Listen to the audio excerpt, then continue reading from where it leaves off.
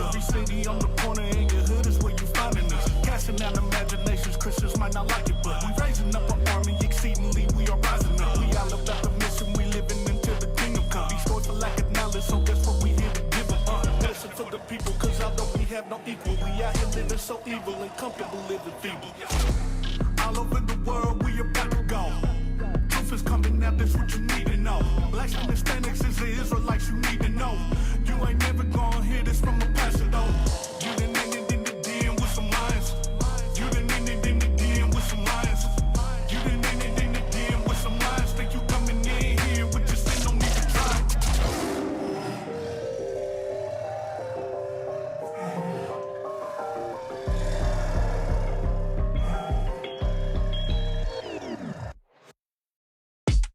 Dick and lava in the house. Hammer time, it's hammer time, it's hammer time. Dick and lava in the house, it's hammer time, it's hammer time, it's hammer time. Dick and lava in the house, it's hammer time, it's hammer time, it's hammer time. Dick and lava in the house, it's hammer time, it's hammer time, it's hammer time. Dick and lava in the house.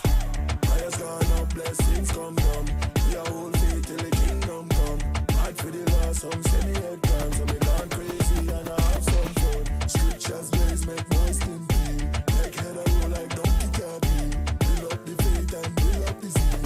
If I no judge, then no better than me. Dream team I come to with the original style. If I Israel party, then he wicked and wild. And me can't get enough that one and then me can't spoil. Benja by through the spirit, yeah we versatile. No other nation better than we. I could have more about East, so they can't step to me. Them can't fit in our category. Dream team, where we tell them say. Look on the scene, look on the style, look on the flow. Look how we clean. Look how we mash up the black and the one for stop. Why look at the team?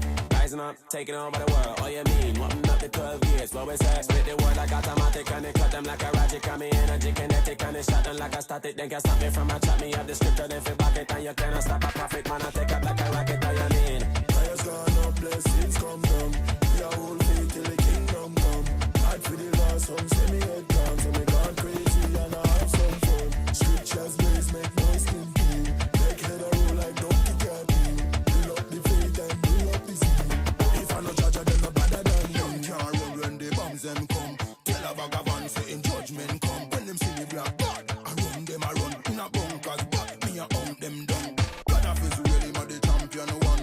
144 we a take them down. But if you take the vengeance on Edom, my nation alone I go rule the kingdom. Yeah, man bless, man move in a order. No talk, pure works for the honor. Beat the trial and me never need liar. You never know, say the judge and my father. One mind, one God and we prosper. One lover for the saints, still a rasta. Prophets them better than a gangster. Even both know, say the wisdom made faster. Fire's gone up, blessings come down. We are all faith till the kingdom come. Fight for the lost, some send me head down. So me gone crazy and I have some fun. Scriptures blaze, make noise clean clean.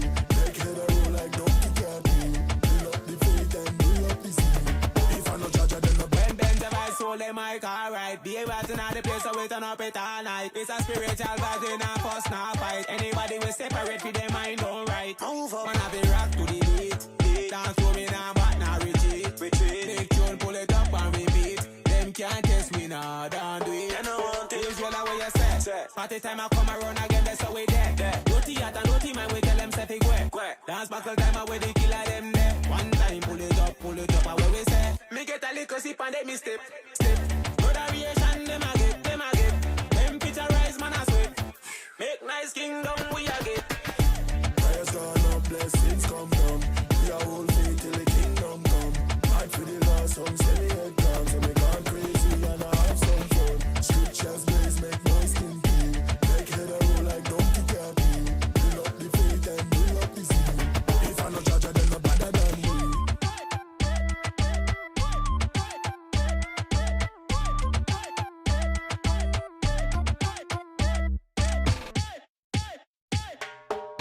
It's the hammer, dick and lava in the house. It's the hammer, dick and lava is in the house. It's the hammer, dick and lava is in the house. What? Dick and hammer, what? Dick and, it's the hammer.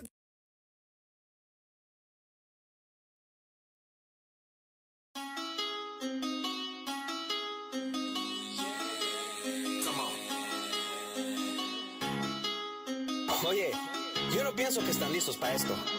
Strong drink. This is a bilingual drive-by. The sin that you went to is hatred in God's eyes. This an attack on the heathen, the angels, and spiritual watch, you can see them. This is a lateral movement. The progress we making is forward. We doing what our fathers did in the past. We pursuing the life in the kingdom, the laws that we using. This is a bilingual drive-by. The sin that you went to is hatred in God's eyes. This an attack on the heathen, the angels, and spiritual watch, you can see them. This is a lateral movement. The progress we making is forward. We doing what our fathers did in the past. We pursuing the life in the kingdom, the laws that we using. Hebrew, this shit been dangerous. Did I just cuss? Don't blame us. Cuss on the street when I showed that boy in the script. We can't no strangers. Try to assault, but your aim was all by an inch. We can't coexist, and you gon' get hit. Could all be simple. You make it hard to be blameless. I'd rather live than be famous. No settle for less. You a dead man unless you repent my suggestion. Come at the church and you need to make haste. Yes, Caesar Boy J ain't the face just the image of beast, and they read in the earth ain't gon' never be right until all of them dead. Until then it will never be peace. Issachar, Judah, we neighbors. Changing that sinful behavior. None of our leaders could save us. So Christ coming through here to slay you.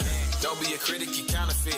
See if you're real with a black marker. Fuck all black men, natives and Hispanics. You the Jews used to be a lot darker. This is a bilingual drive-by. The sin that you went to is hatred in God's eyes. This an attack on the heathen, the angels, and spiritual watch, you can see them. This is a lateral movement. The progress we making is forward. We doing what our fathers did in the past. We pursuing the life in the kingdom, the laws that we using. This is a bilingual drive-by. The sin that you went to is hatred in God's eyes. This an attack on the heathen, the angels, and spiritual watch, you can see them. This is a lateral movement. The progress we making is forward. We doing what our fathers did in the past. We pursuing the life in the kingdom, the laws that we using. Judá y Isaacar son hermanos, los dos fuimos juntos esclavos, fuimos conquistados, nos arrebataron, la herencia también nos quitaron. Y mira pues lo que ha pasado, ya no andamos como hermanos, en vez no peleamos y luego al Seol nos mandamos. Pero viene el día y hasta por llegar, que las 12 tribus van a levantar, la cadena mental vamos a quebrar, el hombre maligno se va a revelar, y su reino de él vamos a tumbar, y con nuestra espada vamos a matar, a los hijos de él vamos a tomar como nuestros criados por eternidad. Así que ya no seas necio, este mundo es un infierno. La vida que vives termina con nada, en la Biblia es igual como andar como muerto. Ya no seas necio, este mundo es el infierno. La vida que vives termina con nada, en la Biblia es igual como andar como muerto. This is a bilingual drive-by. The sin that you went to is hatred in God's eyes. This an attack on the heathen, the angels, and spiritual watch, you can see them. This is a lateral movement. The progress we making is forward. We doing what our fathers did in the past. We pursuing the life in the kingdom, the laws that we using. This is a bilingual drive-by. The sin that you went to is hatred in God's eyes. This an attack on the heathen, the angels, and spiritual watch, you can see them.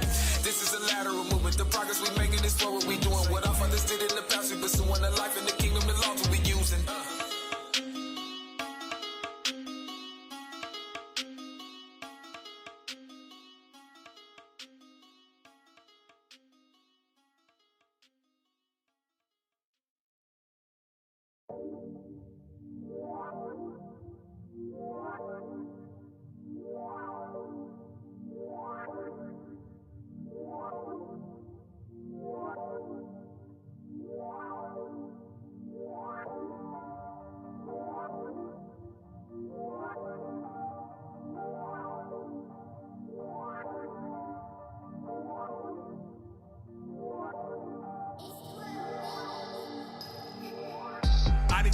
Celestial your body, you know we gon' get it.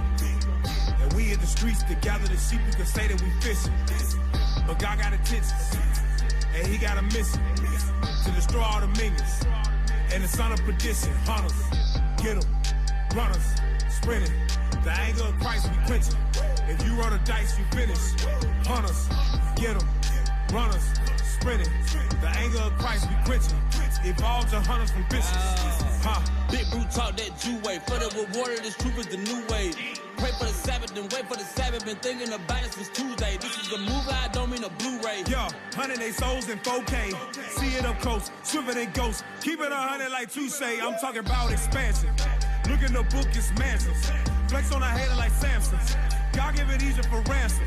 Whips on their back get damaged. Yo, Psalm 149 been jamming. Yo, set a block on fire. To the chariots in the sky, my people been dying to vote. Your pastor been selling you hope. Your job been selling you dreams. Esau been selling you dope. In the form of a pope. But this right here for the freedom. This right here ain't for Edom. A Moab or Ammon, this here for the family. Yo, and we want it all. See Babylon fall. To rule over dogs. See all of them crawl. And acknowledge we the chosen, angelic like Moses. When he appeared with the Torah, explore the book like Dora, mountaintop like Horror. Go! I need the spirit spirit, so let's see your body, you know we gon' get it. And we in the streets to gather the sheep, you can say that we fishing. But God got intention, and he got a mission to destroy all the millions and son of perdition. Hunters, get them, runners, sprinting. The anger of Christ we quenching. If you are the dice, you finish. Hunters, get them, runners, sprinting. The anger of Christ we quenching. If all the hunters we fishing. Yeah. Hold up, real Jew, get up out my face, man. Watch what you say, it improves, don't play. Pull a scripture, cut a demon, put a heathen in his place. Better fix your face, cause we run it. Through Christ receives we atonement. For them 12 tribes, yes, our time. Ain't no escaping this judgment. See Esau getting double. Match that, turn his ass to the stubble. See Jacob a fire and Joseph a flame, and he'll be devoured. Now what shall remain? How for the Lord has spoken. Yeah, you know we coming back for his chosen. So come out my people so that we shall reign, and be not partakers or you reap the same. See, we them people scattered all across the nations. Last Trump, we uncorrupt, yeah, check the message.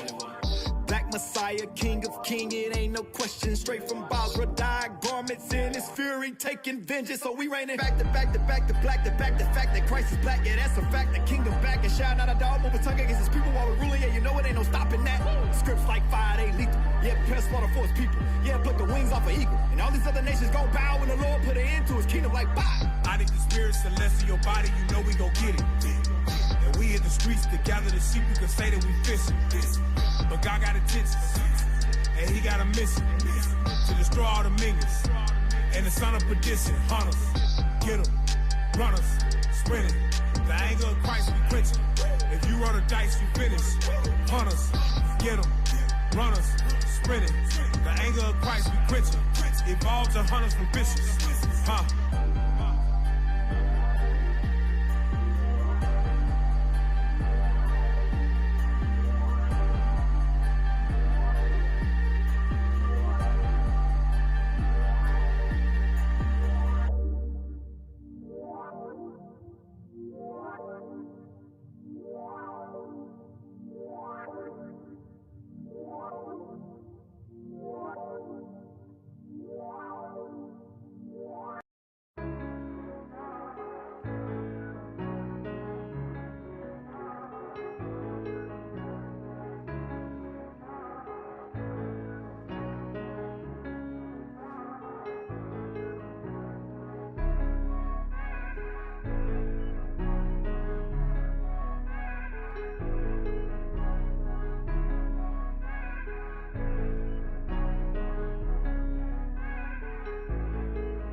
I say hop out the whip from a car to a ship, go to camp with some drip, put my sword with a grip, boots all black, Brody, no wing tip, looking at a reader like, give me that script. I said I'm finna bring the fire, Brody, no propane in the spirit that I'm in. I drop Luke Kane, got the spirit of a lion, don't touch my mane. I'll dunk on the heathen with a real King James. I said teach at your trap hole camp, bring it out, curly head, no doubt, put my tribe on the map. Got fire in my bones, so I walk with a bounce, plus I came from a place they'll kill for an ounce. I never get sleep, cause I been about the business, they should put us in the Guinness. We been fighting all these minutes, plus the elders been teaching since Cain was a menace, and a deacon fist face like he wanna be a dentist. Goddamn, you might see two on the prophets when we ride out.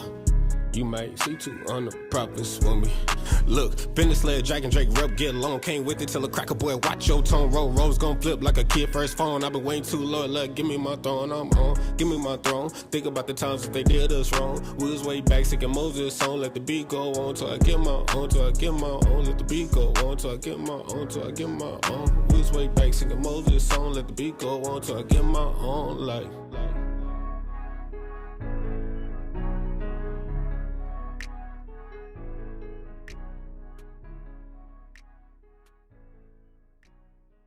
Are you still there, bro?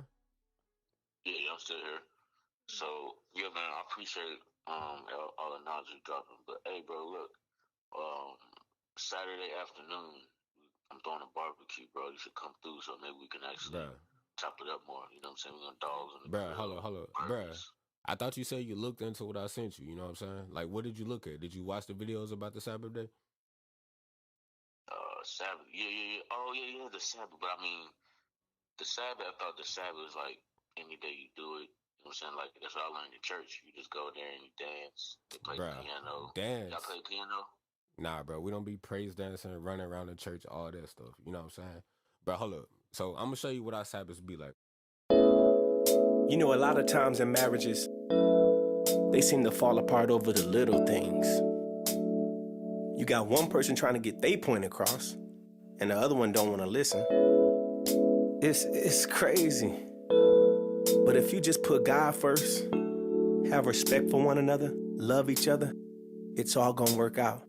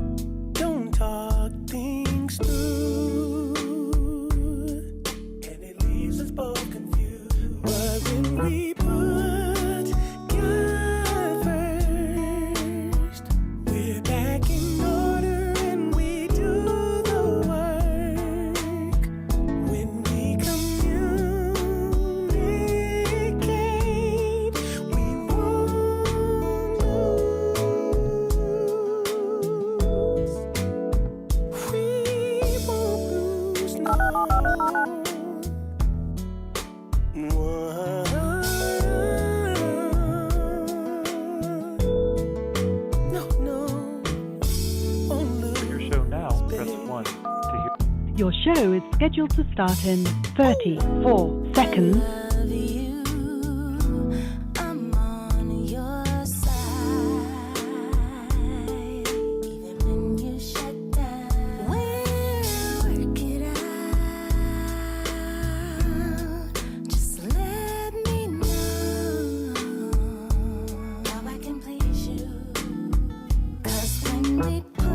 Your show will go live in 5 seconds.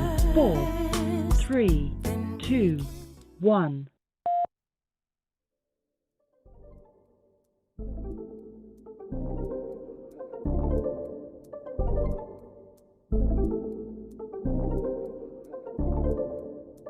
It's that time again. Yeah.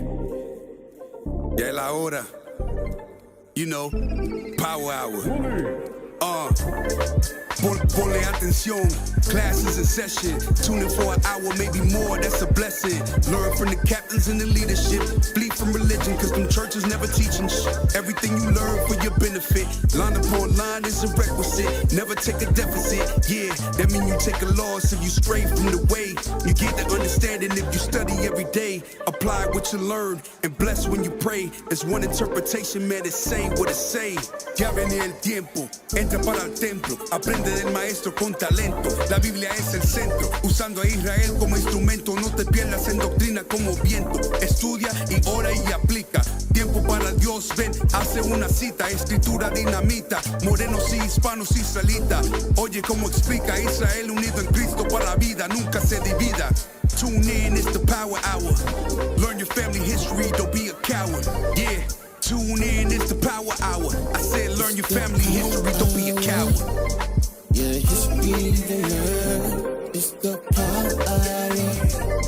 The 11th hour. Tune in to your history, you know it ain't no mystery. Power hour, the 11th hour. You gon' learn your true history, 11th hour. Power hour.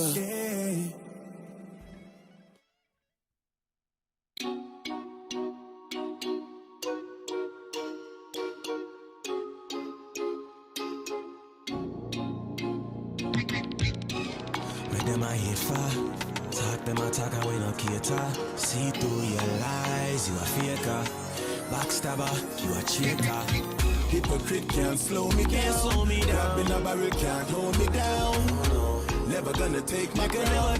I'ma keep moving on. Hypocrite can't slow me down. Grabbing a barrel can't hold me down. Never gonna take my crown. I'ma keep moving on. I'ma keep moving on. Up here them no mind, no mind. Up here them no mind, no mind. Them too bad mind, them too bad mind. see we shine. They don't want see we shine. No pay them no mind, no mind. No pay them no mind, no mind. Them too bad mind, them too bad mind. They don't want see we shine. They don't want see we shine. They hate you for what you got. You're successful, but they are not. They smile in your face, but they really wanna take your spot. But they know they cannot. That's why they wanna see you get shot. They're full up of envy, malice and jealousy. Closer, keep me two friend them closer. Man claims say them real, but them change over. Happy circumspect, happy stay sober. Can't sleep cause them when you make your life over. Closer, keep me two friend them closer. Shake enemies off of your shoulder. Happy circumspect, happy stay sober. Stay true to the one, yeah, to Jehovah. When them I hate far. Talk them I talk and we no cater. See through your lies, you a faker. Backstabber, you a traitor. Friends see on occasion. Time sweet, man I celebrate and then it get rough, them turn into Satan. Never have your back for real, them betray man. Oh no, your words hold no weight with me. No, you're phony, you make believe. You see through, it's plain to see. Bad minds separate from me. Traitors are Satan, send them. I pray and them want some me life end. But me stick with me true friend, them. Cause loyalty is the anthem. Hypocrite can't slow me down. Grabbing a barrel can't hold me down. Never gonna take my crown. I'ma keep moving on. Hypocrite can't slow me down. Grabbing a barrel can't hold me down. Never gonna take my crown. I'ma keep moving on. I'ma keep moving on. Up here them no mind, no mind. Up here them no mind, no mind. Them too bad mind, them too bad mind. They don't want see we shine, they don't want see we shine. Up here them no mind, no mind. Up here them no mind, no mind. Them too bad mind, them too bad mind. They don't want see we shine, they don't want see we shine. Sometimes me wonder if them no shame when them spread propaganda fi slander me name. Look what can't do to evil, them try to the same. Them a real, them a fight for the faith. Them will see you and smile and laugh in your face. From behind your back, them call you disgrace. But the words of the Father a guide my way. So bad mind could never prevail. We arise while some are spread lies. Never let them waste my time. Fight we a fight, we do what's right. So me nah go pay them no mind. When me light it a shine in the world so bright. And the devil come in a mankind. Me nah get caught up in a evil. And they never gonna take what's mine. Keep moving on. Hypocrite can't slow me down. Grabbing a barrel can't hold me down. Never gonna take my crown. I'ma keep moving on. Hypocrite can't slow me down. Grabbing a barrel can't hold me down. Never gonna take my crown. I'ma keep moving on. I'ma keep moving on. Up here them no mind, no mind. Up here them no mind, no mind. Them too bad mind, them too bad mind. They don't want see we shine, they don't want see we shine. Up here them no mind, no mind. Up here them no mind, no mind. Them too bad mind, them too bad mind. They don't want see we shine, they don't want see we shine. When them I hate far, talk them I talk and we no cater. See through your lies, you a faker. Backstabber, you a traitor. When them I hate far, talk them I talk and we no cater. See through your lies, you a faker. Backstabber, you a traitor.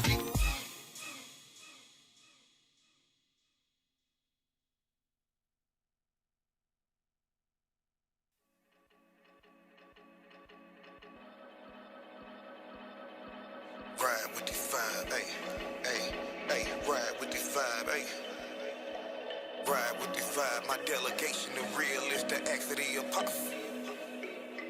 Ride with the vibe, delegation, the real is the acts of the apostles. I know the prophet. Mount Zion, God body building up like Lou Ferrigno. The gospel that we pumping, we work out everywhere we go.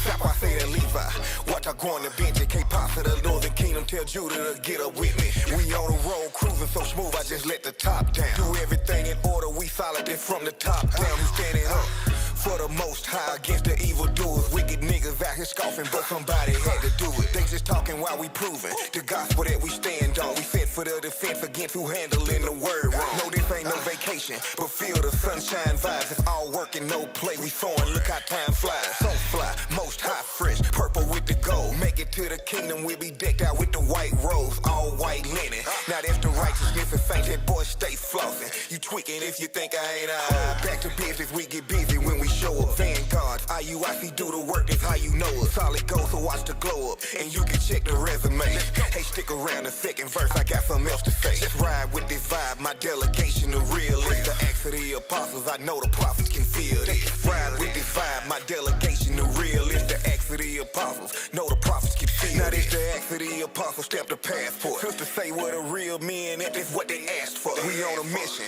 steadfast, tunnel vision towards our destination. We had to raise the tents of Judah first to say the nation. Northern kingdom coming in 11th hour. Been that bow of Ephraim, when we connect, we got the power. It's all praises to the Most High, conforming to the image of His Son so that we don't die. That's why we gon' ride out for this. We real, ain't no counterfeit. Everything verified, we certified, it's obvious. Who gon' do the work like we do? Nobody. Like a well-oiled machine on the move, God body. Godspeed, yes indeed, let this breeze air it out. No ride blacked out on this beat, thanks for that Northern Kingdom bounce. Mag got me shaking shoulders like bachata. I start to put them scripts, I sound like Benji called me Shatta. A summer's breeze, blow like the wind and you can't stop this. We travel to the trenches of the world, cause we the prophets. And everything we do is for the glory of the Lord. You haters got a better way, we look and show us. Just ride with this vibe, my delegation, the realist. The acts of the apostles, I know the prophets can feel this. Ride with this vibe, my delegation, the realist. The acts of the apostles, know the prophets can feel this. Just ride with this vibe, my delegation, the realist. The acts of the apostles, I know the prophets can feel this. Ride with this vibe, my delegation, the realist. The acts of the apostles, know the prophets can feel this. Know the prophets feel this. Yeah, I know the prophets feel this. I know the prophet feeling this. Ride with the vibe, delegation the realist. Real. I know the prophet can feel this. Feel.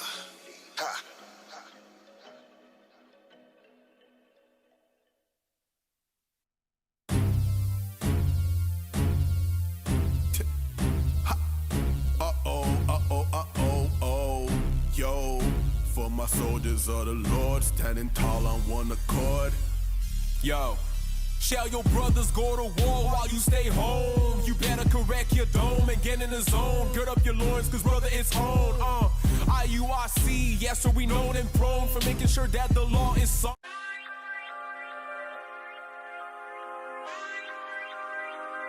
Who have saved us and called us with an holy calling. See that? Who have saved us and called us with an holy calling. Some of y'all talking about you want to call from the mayor so you can go visit the mayor. You want to call from the president so you can go see Obama. Are you kidding me? You got the highest calling on earth. God is calling you. I had to push. Let's pray until something happens. In the meantime, I'ma keep God commandments. Glory to the Father, love for the Son. Hold fast to what I have until He come. Push. I had to push. I had to push. Let's pray until something happens. In the meantime, I'ma keep God commandments. Push. Go ahead and accept your fate. Some of y'all gon' reprobate. Some of y'all just can't relate. Boxed in like a featherweight. The prophet's back here to dominate. Eat cold cuts on the Sabbath day. Restitution is right on time. You know the Most High, He ain't never late. 2/3 on the open fire, while the 1/3 ain't lamb mistake. I drink wine from the true vine. Read the Bible twice, now I'm awake. The 12 tribes, yeah, we here to stay. That's the punchline till we get the gates. I'm reaching for the kingdom so hard, I done damn near tore my shoulder blade. Deacon told me to hold the line like Spartacus, I ain't going away. By the way, them was Israelites. Tell Russell Crowe to his damn face. Surely his father have inherited lies. Now he checking everything he say. Show me proof of identification or his back to the Caucasus Mountains. Let's pray until something happens. In the meantime, I'ma keep God commandments. Glory to the Father, love for the Son. Hold fast to what I have until He come. Push. I had to push. I had to push.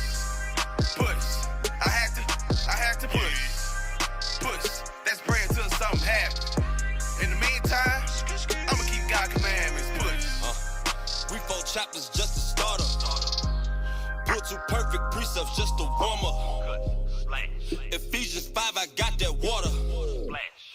Once you make you clean, you want that order. You got to push, turn it up. Get you some faith and then run it up. You gon' need it when they come at us. Boat on the wave, but I ain't no slave. King Z, cause the T silent. Crown tall, walking with your giants. Main swing, I'm a young lion. Waiting on Christ, that's perfect timing. Boots on the ground for real, yeah. It's going down for real, yeah. Prophets, they rolling, they knowing the drill, yeah. Babylon falling, let's go for the kill, no breaking the seal. Let's pray until something happens. In the meantime, I'ma keep God commandments. Glory to the Father, love for the Son. Hold fast to what I have until He come. Push. I had to push. I had to push. Let's pray until something happens. In the meantime, I'ma keep God commandments. Push.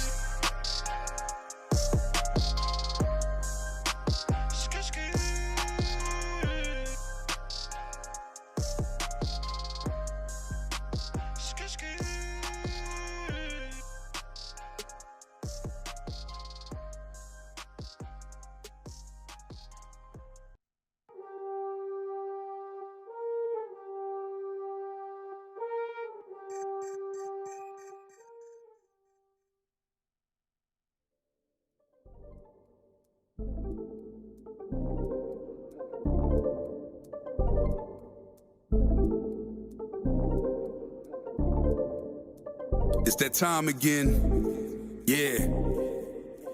Ya la hora. You know, power hour. Ponle atención, class is in session. Tune in for an hour, maybe more, that's a blessing. Learn from the captains and the leadership. Flee from religion, cause them churches never teaching shit. Everything you learn for your benefit. Line upon line is a requisite. Never take a deficit, yeah. That mean you take a loss if you stray from the way. You get the understanding if you study every day. Apply what you learn and bless when you pray. There's one interpretation, man, it's saying what it say. Ya viene el tiempo, entra para el templo. Aprende del maestro con talento. La Biblia es el centro, usando a Israel como instrumento. No te pierdas en doctrina como viento. Estudia y ora y aplica. Tiempo para Dios, ven, hace una cita. Escritura dinamita, morenos y hispanos israelitas. Oye cómo explica Israel unido en Cristo para la vida, nunca se divida. Tune in, it's the power hour. Learn your family history, don't be a coward. Yeah. Tune in, it's the power hour. I said learn your family history, don't be a coward. Yeah, history to learn. It's the power hour. The 11th hour. Tune in to your history. You know it ain't no mystery. Power hour. The 11th hour. You gon' learn your history. 11th hour. Power hour. Hey, shalom. Welcome to the Power Hour. Plus, we were having some technical difficulties here. All right, so we're getting ourselves situated. All right, are we on the other one? Yeah, Otenio, did you turn it on? Yes, sir. All right. Okay, I see where we at now. So we're trying to get people in the room. Some people gonna wind up joining late, I guess. 7:20. I wanted to do Power Hour plus today. I know. 3 hour special, y'all. I was do it. Nah. Hell no. Hell no. Hell no. This 30 minutes late that's what we lost. That's the 30 minutes. That was the plus. Trying to get this situated. It wasn't anybody's fault though. It wasn't anybody's fault. All praises. Yeah. All praises. Technically it is, but you know.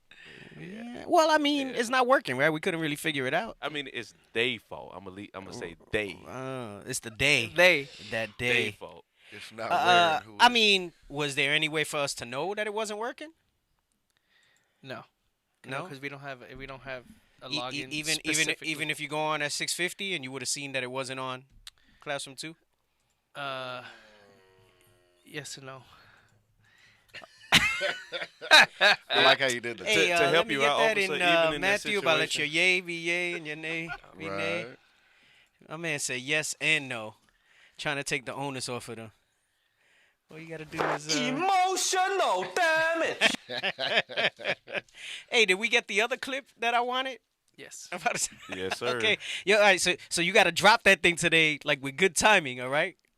Like when we go over it, you Yes, gotta sir. drop it with We good timing. wanted to surprise you. Oh, you were gonna surprise me? Okay. I wasn't sure. You found it? You know what I'm talking about? Oh yeah, with 5. Is it 5? Yeah, I think Where it's we in at? 5, right? It says And this is brought It's to you alright, by right, right, IUIC right. TV. It's all right. Leave him alone. Leave him alone. Leave him alone. Leave him Today's alone. broadcast is He brought just to you. he just came back. He was teaching all strong. Bro, his voice is not even the same when he teaches in Spanish. I He came lost back my. with an extra level of confidence. Nah, like his teaching in Spanish, he sounded like a different. He was turned into another man. Damn. Prophecy being fulfilled. He was turned into another man. All I saw that praises. little clip, him teaching in Spanish, and it was funny because then at one point he talks in English to the reader, and you hear the whole switch off in his voice. Yeah? Yeah. Uh, I said- how was it in Puerto Rico? How was it in me? It's like It's- Prince when he sings and then he does an interview. How was it in me? Isla? Wow. Man, it's slow. I'll say it's slow as far as foot traffic for camp. It looked like it. It is. It's really hard to get a good camp spot. Is it kind of like out here? Yeah, bro. Like the foot traffic kind of weak? Yeah, out here. That's it's like- so strange. But you know what you do see? I mean, we went to the hood, to one of the hoods, Comunidad Luis Lloren Torres, and it was good. We were passing out flyers. We posted on a 4-way stop. We were just passing out flyers after flyer after flyer. That one was good. But camp, it's not hot like where you think like, oh, it's a Northern Kingdom, it's a island, Northern Kingdom country ish. A lot of simulation to where everybody's comfortable, you know. It's little America. It's little America. That's how I feel about it, man. Yeah. That's how I feel about it. So- I know. I was telling, because even the night camp, they look dead, bro. It was. But I said, look, maybe this week it'll be a little more popping because people are traveling, Thanksgiving. I said maybe, but I've been wanting to go, but like I don't want to go, and then that's what it's like. you're gonna have to go like. No, but and it's not because I don't want to go and support. It's that I gotta be very selective with my days that I can go. You know, my responsibilities here, and you know, Yeah. it's challenging for me to take the days the way I need to. So I save them for things that are necessary. You know. Right. So it gets a little difficult. Wow, that's It was a little slow as far as Yeah. camp. Flyer mission was good. Flyer mission was good. Yeah. Maybe that's, maybe you got to get a little more creative. You do the camp because that's the foundation. Right. But maybe some of the other things to kind of get around and do some stuff. Right. Okay, all right. I was telling the officers out there, said probably you're gonna have to do is set up like a tent. They have a lot of where you sit down. They sell like a lot of things on Sabbath. Like those little street fairs, like those Yeah. markets, those flea markets and stuff like Yeah. that. Yeah. Said Do like an informational tent or something like Exactly. that. Yeah. Exactly. Yeah, that might be a good look. Yeah. Still go to camp, let themselves get built up. All Yeah. praises. I think they say there's more Puerto Ricans outside of the island than there are in it anyway. Yeah. Yeah, I tell you, that's like the South Bronx. Never been so. Because the South Bronx is considered Little Puerto Rico. Mm. Or used to be. I don't know what it's like now these days, but it's considered Little Puerto Rico. Mm. So Puerto Rico to me nowadays is like the South Bronx. Like it's just further south. Like it's basically the Bronx, just meaning it's the United States. Okay. It's the United States. Yeah, that's what it felt like. So. Yeah. But that and- mofongo. oh gosh. Everybody got mofongo. I had Burger King when I went. Shout out Officer Gideon. What's mofongo? It's like a traditional Puerto Rican dish made out of plátanos. Okay. So they like mash them up, like the plantains. Yeah. So they like mash them up. like bananas, They right? mash them up. They season it with garlics and stuff. Yeah, like fried plantains. Yeah, plantains. Let me say it like that. Right there. Let me say it like Judah. Proper. Plantains. Full So screen and what it. they do is they like mash it up and season it. A lot of garlic, right? Right. And then they'll fry it. Right, and it kind of looks like this, and then you get it with like sometimes it comes closed, other times they'll make it like a little bowl and they'll throw like meat on it, like you see up there. Right. I got the steak, so mofongo skirt steak. relleno. That thing is fire. Yeah, bro. and then they'll also it comes with like different broths, so Right. like it just has such a savory taste to it, like with the rice, the beans, your carne, and all that stuff like that together. It's ridiculously it. good. Mofongo's the move, bro. Yeah, bro. Mofongo's good. You gotta be careful though, depending on where you go. A lot of places like to throw like a chicharron in there. Really? Yeah, like some places they make that like it's typical for even if you don't pick a meat, it comes with chicharrones like the pork skin. Pork skin, Yeah. So they'll like to throw it in there. So you normally gotta ask and make sure that there's no pork in it. Right. But Did not know that. yeah, man, I have not been able to have my mofongo, man. Yo, and then shout out. Oh, they do it with yuca too. Real good, real good. That you can do mofongo de yuca, which cassava. I don't know what your cassava is. Yeah, it's a plant. Yeah, it's like a root vegetable. It's white. Yeah. Yeah, it has like a brown skin, real rough brown skin. I've heard of it, but I don't. Yeah. Yeah. There you go, yuca. I freaking love yuca. That's another thing that you don't get a lot of out here. Yuca's delicious. You can make that thing. You can make yuca mashed potatoes. My favorite is boiled, and then you do like the pickled onions, the red onions, and you do it with like salt, pepper, garlic, and like olive oil on it. Damn. And you just throw that with the rice and beans and whatever. It's delicious, bro. Yo, I'm getting hungry now. Yep. So you enjoyed the mofongo. Yeah. All right. Okay. And that's you know what's who going made on it? with- The ladies that do it. We go to that restaurant, that hole in the wall. They're Simeon. Oh yeah, look, they got creamed yuca. That's like like mashed potato yuca, garlic mashed yuca. Yeah, that third one over on the top looks good. Yeah, you could do yuca Butter up frita. top. Yeah, it's delicious. Damn. Yep. Yeah, you could do French fries. I was gonna say Yuca the French French fries. fries, Yuca yeah. French fries. Yep. All praises. All right, we talking about had some lights with the pickled onion and garlic. Ooh wee. That thing is good.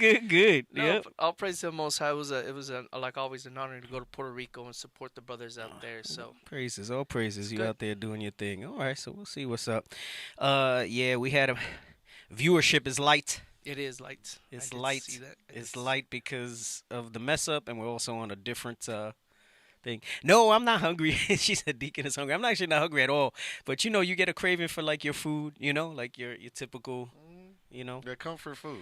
Yeah. So, you miss it. Anyway, I'm going to jump in. We wanted to do like the plus today because I still got so much information. We're still dealing with, obviously, you see what's going on in the news.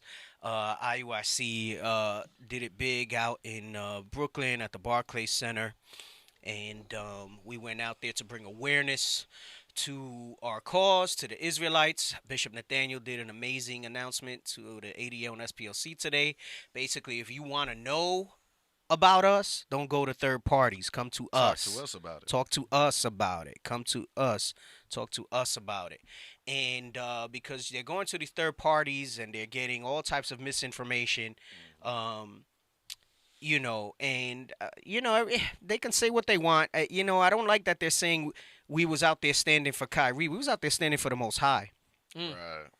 And we were using the fact that the Most High put it in the brother's spirit that he has a platform of millions of people that are listening to bring an awareness to the Valley of Dry Bones so that, the skin could be upon them, right? And that's the impact that has to me. I think about that in Ezekiel with the Valley of Dry Bones, and I think, okay, them saying that, like Ye and Kyrie and others, that brings the identity. Right. And then God's army got to come behind that to show them the repentance, all right? So they're bringing awareness to the be thinking, all right? So we were out there to show people, like, listen, it's not just that you're Israel. You have to understand that with that comes the behaviors that need to go behind that to bring about, the promises that God had promised to us, all right? God's kingdom in the earth, all right? Like you hear in the Lord's Prayer. As it is in heaven, let it be in earth. And that's really what was going on over there. And it's getting some buzz, but we'll talk about that piece in a little bit and all the agenda and the negativity that's coming out behind that. But I wanted to go back and I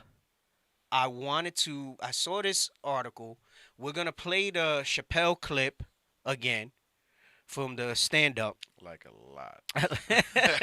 We're going to play the clip. And then we're going to read this article where they tell on themselves. And this article was supposed to be to refute that they run Hollywood. Right. But it actually solidifies that they run Hollywood. Also, I didn't tell you guys, get me the definition of influence from dictionary first, and then you can get the others like Google and Merriam-Webster, and we'll go from there, all right? So, Let's get the Chappelle clip while you guys do that research in the background. And we're at the part that I had asked about. Yes, 6:30. Yep. All right, listen really good. Listen really good.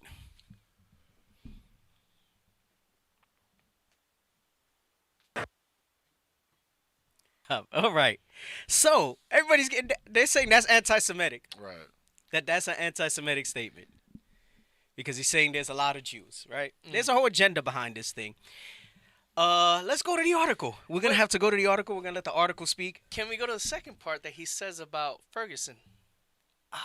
Not yet. Okay. Get it ready. All right. There's a point in the article where I want to go to that part. Okay. Okay. Yeah, but get that part where he talks about a group of blacks. Also where he says that they run Ferguson. Yeah, he's like it's not like it matters. Right. Like there's a lot yes. Let's get that part where he talks about. Keep on going. Let's get that part, and then after that, I want you to get the part where he says you see a group of blacks, it's a gang. You see the Italians, it's the mob. Right. All right. But get the part that Ashaya just said. It should be right after. Yeah. this, Just keep playing and see what he play. says. Like there's a lot of black people in Ferguson, Missouri. Doesn't mean like we run the place. So Ferguson, Missouri, that's where the riots happened. Yes. With who was the brother? Oh gosh. Was it Michael Brown? Yes. Ferguson? Yes. Yeah. Michael Brown. Right. And there was kind of like a martial law out there. They say it doesn't matter. It's not like they run anything. So that's not hate speech. But the first part is, again, what he was saying. We're going to go into that part about the mafia, the gang. So that's something that I caught earlier when we were reviewing the video. Right. Oh, someone said it might be light because of Clubhouse. No, but Clubhouse is always on, Chesley. Clubhouse is always on. I think it's just we had like that big delay, and people are used to seeing us on In the Classroom 2, and we popped up on In the Classroom 1, and then we didn't have the queue in. People come into the room and kind of kick it to the OR music and stuff. So, but it's fine. The word goes out. I ain't too concerned in that regard. Just didn't want people to think that there was no show with no announcement and whatnot. We try to do a replay at the very least if we go that route. But anyway, so let's get this article because he says, look, I've been to Hollywood, right? Oh, where's the part where he says it's not crazy to think it, but it's crazy to say it about the Jews running Hollywood? Oh. Do you know exactly where it is, or are you gonna pull it up? You can look for it while we read the article, right? Because it's fine. It'll coincide. All right. So this is from. Go ahead. You can read. This is from the Jewish Telegraphic Agency, and go ahead and read the headline. Dave Chappelle isn't the first to suggest that Jews run Hollywood. Here are the origins of the trope. Right. So first off, it's not a new thing. All right. It's not a new thing for that to come out. And he says suggest. But it's funny, in writing this article, he just validated the whole thing. It's a little bit long, but I do believe it's worthwhile for us to read the whole thing. And this is why I was going to try to do plus tonight, but we started so late, so I don't know. We'll see how it goes. He's just like, yo, let's just do it. He's like, let's just do it, bro. He's like, let's just do it. Most people ain't working tomorrow. Let's go. Right. All right? Normally, we would do a Thanksgiving show, but there's so much stuff that we got to go over. Tomorrow. Oh, you're talking about tonight. Right, well, with this stuff, like normally, right. like when it's Thanksgiving week, I'll do something on Thanksgiving, right, and go over that stuff. But this just, the elephant in the room. Right. We got to talk about that. We can't ignore that. It's a lot of Jews. Wait, but do you have both of it? It's a lot. Like a lot. No, we got the whole thing. Don't play it yet. Don't play it yet. Don't play it yet. You'll see when. Okay, go ahead. Let's read this article. On Saturday Night Live last weekend, Dave Chappelle really wanted his audience to know there are a lot of Jews in Hollywood. Come on. I've been to Hollywood. This is just what I saw, he said during his widely dissected monologue. It's a lot of Jews. Like a lot. Don't play it yet. That's not it. That's not the cue. That's not the cue. Go ahead. While suggesting that it might not be fair to say Jews run the industry, the comedian said that coming to that conclusion is not a crazy thing to think. Right. So let me know if you guys found that part where he says it's not a crazy thing to think. All right, if you found that part in the monologue. Go ahead. Chappelle's Sunday Night Live episode drew a season high 4.8 million viewers when it aired on NBC, eclipsing Jewish comedian Amy Schumer's own hosting stint the week before. And his monologue had more than 8.1 million views on YouTube as of Wednesday. Come on. The Anti-Defamation League was quick to denounce Chappelle's act. And you have to understand something. The Anti-Defamation League was set up purely as a vehicle to push this anti-Semite agenda. That it's a trick, like we see from the lady from the former minister from Israel, which maybe we'll play it again later, where she admits it, that it's BS, right? And that it's something that they use whenever criticism comes about or to deflect from any type of attention coming to the things that they do have their hand in, right? It's not anti-Semitic to point that stuff out. Right. But they'll go and basically you can't talk about it. You can't speak about it, right? Go ahead. Calling it anti-Semitic. Other prominent Jews have followed suit. Come on. I was very disturbed to see him speaking to millions of people a lot of anti-Semitic tropes. Pamela Nadell, a professor at American University who researches anti-Semitism, told the Jewish Telegraphic Agency. But Chappelle, who was himself riffing on recent anti-Semitism controversies involving Kanye West and Kyrie Irving, wasn't exactly breaking new ground by insinuating that Jews run Hollywood. The trope has been a part of show business since its earliest Let's days. look up the definition of trope really quickly as we read that, okay? Yeah. Because a lot of people may not understand what they're saying by that, and they're gonna kind of mess themselves up as we go through it, okay?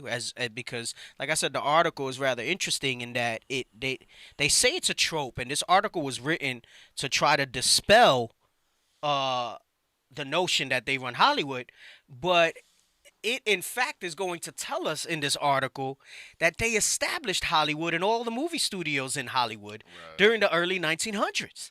Okay? So it validates what's being said, not invalidates it. And how can truth be anti-Semitism? Right. You're just bringing light to something that everybody evidently sees, but somehow it's forbidden to speak about. Right? So go ahead. Trope. Trope. Rhetoric. Any literary or rhetorical device. No, we don't want that one. Go to the Google one. The Google one was pretty good. Yeah, get the Google one. Trope. A figurative or metaphorical use of a word or expression. No, I don't like that one either. I think it was the third one on dictionary. Okay, a recurring theme or motive. All right? So they're saying it's a recurring theme. That's what it is to say a trope. Right. It's a recurring theme, okay? Like to say that Israelite groups are hate groups. That's a trope. It's a recurring theme. Right. But this particular article is going to point out that it's actually the truth, all right? And what they're trying to say is that it's not so much so, but I'm going to show you the trick. So let's go back to the article, all right? Let's pull that up. Let's go back to the article. Go ahead. Where are we at? The Anti-Defamation League was quick to denounce Chappelle's act, calling it anti-Semitic. Other prominent Jews have followed suit. I was very disturbed to see him speaking to millions of people a lot of anti-Semitic tropes. Pamela Nadell, a professor at American University who researches anti-Semitism, told the Jewish Telegraphic Agency. Wow. But Chappelle, who was himself riffing on recent anti-Semitism controversies involving Kanye West and Kyrie Irving, wasn't exactly breaking new ground by insinuating that Jews run Hollywood. And notice they use these little words like insinuating, because what it's saying is that that leaves the door open for them to say it's not true. Right. You're just kind of saying that. This goes back to his joke, which is why it was so brilliant that, that's like saying, Ferguson is full of blacks, but they don't run it, right? Anyway, go ahead. But Chappelle wasn't exactly breaking new ground by insinuating that Jews run Hollywood. The trope has been a part of show business since its earliest days, when, in a literal sense, Jews did run Hollywood. Wait, what? Read that again? When, in a literal sense. Literal means it's exactly, it's not a trope, it's not metaphorical. Right. It's the truth in a literal sense. What? In a literal sense, Jews did run Hollywood. Come on. Or the studios anyway. That's where everything comes from, out of the studios. Right. MGM, DreamWorks now, Warner Brothers, Fox. You did say DreamWorks. You know, so much has been consolidated under corporations at this time, and they're gonna try to make they're gonna try to make the distinction. I'll just let it speak for itself. I don't want to jump ahead, but they said Jews. Now she's saying past tense, or him, whoever wrote the article. Jews did run Hollywood in a past sense, but don't let them fool you. Don't let them fool you. Don't let the white man fool you. Don't let the nations fool you. Right. Don't let them fool you. Go ahead. Nearly every major movie studio was founded in the early 20th century. That's dealing with the 1900s, right? So whenever you see that, just take a year off or a number down, and that's the years that it was in. So 20th century means the 1900s. 21st century is what we're in now with the 2000s. Right. All right? Go ahead. 20th century by a group of first-generation secular Jews who immigrated to the United States from Eastern Europe. So it says they founded she didn't say, she says nearly every. She says they founded nearly every major movie studio was founded by secular Jews. So why is that a trope? Why is that anti-Semitic for that to be said? Go ahead, play it. It's a lot of Jews. Like a lot. Somebody had put in the comments we got to make that as a soundbite, so we made it a soundbite. All praises to the Most High for that suggestion. Right? Go ahead, read on. Carl Laemmle University. Whatever it is. Universal Studios. Universal Studios. Right. They have the theme park. Right. A Jew. Go ahead. Universal. Well, Jewish. Let me say that. Go ahead. Ish people. Adolf Zakor. Paramount. You got Paramount Plus. Right. Right? Yeah, that's how we know it today. But I remember as a kid, all these movie studios were in. There's been some consolidation now, but many of these names still exist in some form. All right? Like the beginning of the movies, a lot of people, they don't pay attention to that stuff. But it has all the studios that were involved with bringing the movie to light. Right. And what will happen is, yes, there are smaller studios, but you can't play at the level of a major motion picture release, okay? Unless you sell rights or share with the major studios, right? So there may be studios today that are not Jewish owned and run, but they cannot get on the mainstream without going through one of these major studios that we're reading here. Right. They do not release them individually. One of the brothers was saying their names are on the credits as well. When you look at the credits, there's a lot of names. Yes, there's a you'll lot of see Jewish all of that. names. You'll see all of that. All right, so we got Universal, we got Paramount. Come on. Universal, Paramount, William Fox. So that's Fox, okay? Which was recently acquired by Disney, but don't get it twisted. Fox Studios is still there. They eventually became 20th Century Fox, okay, so on and so forth. Fox, Jewish, come on. Walt Disney is also. What was that? Walt Disney is also Amalek. Right. Louis B. Mayer, come on. MGM. MGM Studios, okay? All right, come on. And Benjamin Warner. Warner Brothers, Benjamin Warner Studios, okay? Jewish, come on. Were all Jewish silver screen pioneers, laying the groundwork. Jews. Like a lot. So he was. Why? How is that wrong? How is that anti-Semitic? How is that hate speech to say something like that? You're calling out the truth. It's the truth. But they rejoice in lies. That's why. Yes. Come on, keep reading. Were all Jewish silver screen pioneers, laying the groundwork for the size and scale of the industry to follow. Come on. But the industry was diversified greatly in the century since, with studios largely swallowed up by corporate behemoths. And this is where they do the little. This is the prestige in the magic tricks. I think I've spoken about this before. Right? When you have them looking over here, you do the magic trick over here. They call that the prestige, right? Like that's actually one of my favorite movies. That's such a great flick. Have you seen it? I've spoken about it before. No, it's I with haven't. Christian Bale and Wolverine. What the hell's his name? The actor. What's the movie again? The Prestige. Logan. No, Logan is Wolverine. I can't remember his name right now. Hugh Jackman, and Scarlett Johansson's in it, and Christian Bale. The Prestige is an excellent. It's a little bit slow. It's like a slow burn, but if you've never seen it, It'll blow your mind, but it's one of those that the ending, you kind of almost don't see it coming, you know? And then at the end, you're like, oh, snap, it kind of made sense. The subtle cues were there. Prestige is an excellent movie. Anyway, the Prestige is the part of the magic trick, right, where the trick happens. Right. So they're telling you here, this is the Prestige. Yeah, we founded all the major studios, which are still in existence today, but the studios were swallowed up by corporate behemoths. But who runs and owns? See, because they'll try to tell you, well, the people own the corporations, the shareholders. But that's not the case. That's if you understand how corporate structures work, it's all a game, all right? But the bulk of the shareholders are who? So what they've done was, instead of being the face of the studios, they've gone behind the scenes and they still call the shots. Right. They still call the shots. This is why it says there's a lot of juice. She's going to use a different word later. The puppeteer. Right? She's going to use a different word later that'll tell you that. Right, the puppeteer. They Go ahead. faded to black in the shadows now. Yes, they faded to black in the shadows because it benefits their agenda. Right. They didn't need to fade to the black in the shadows in the early 20th century because everybody was unequivocally accepting that they are the Israelites that the Bible speaks of. But when did Abba Bivens start teaching? What is that? 70s? Right around, actually a little before that, 69. right around the Civil Rights Movement. Yes. Okay.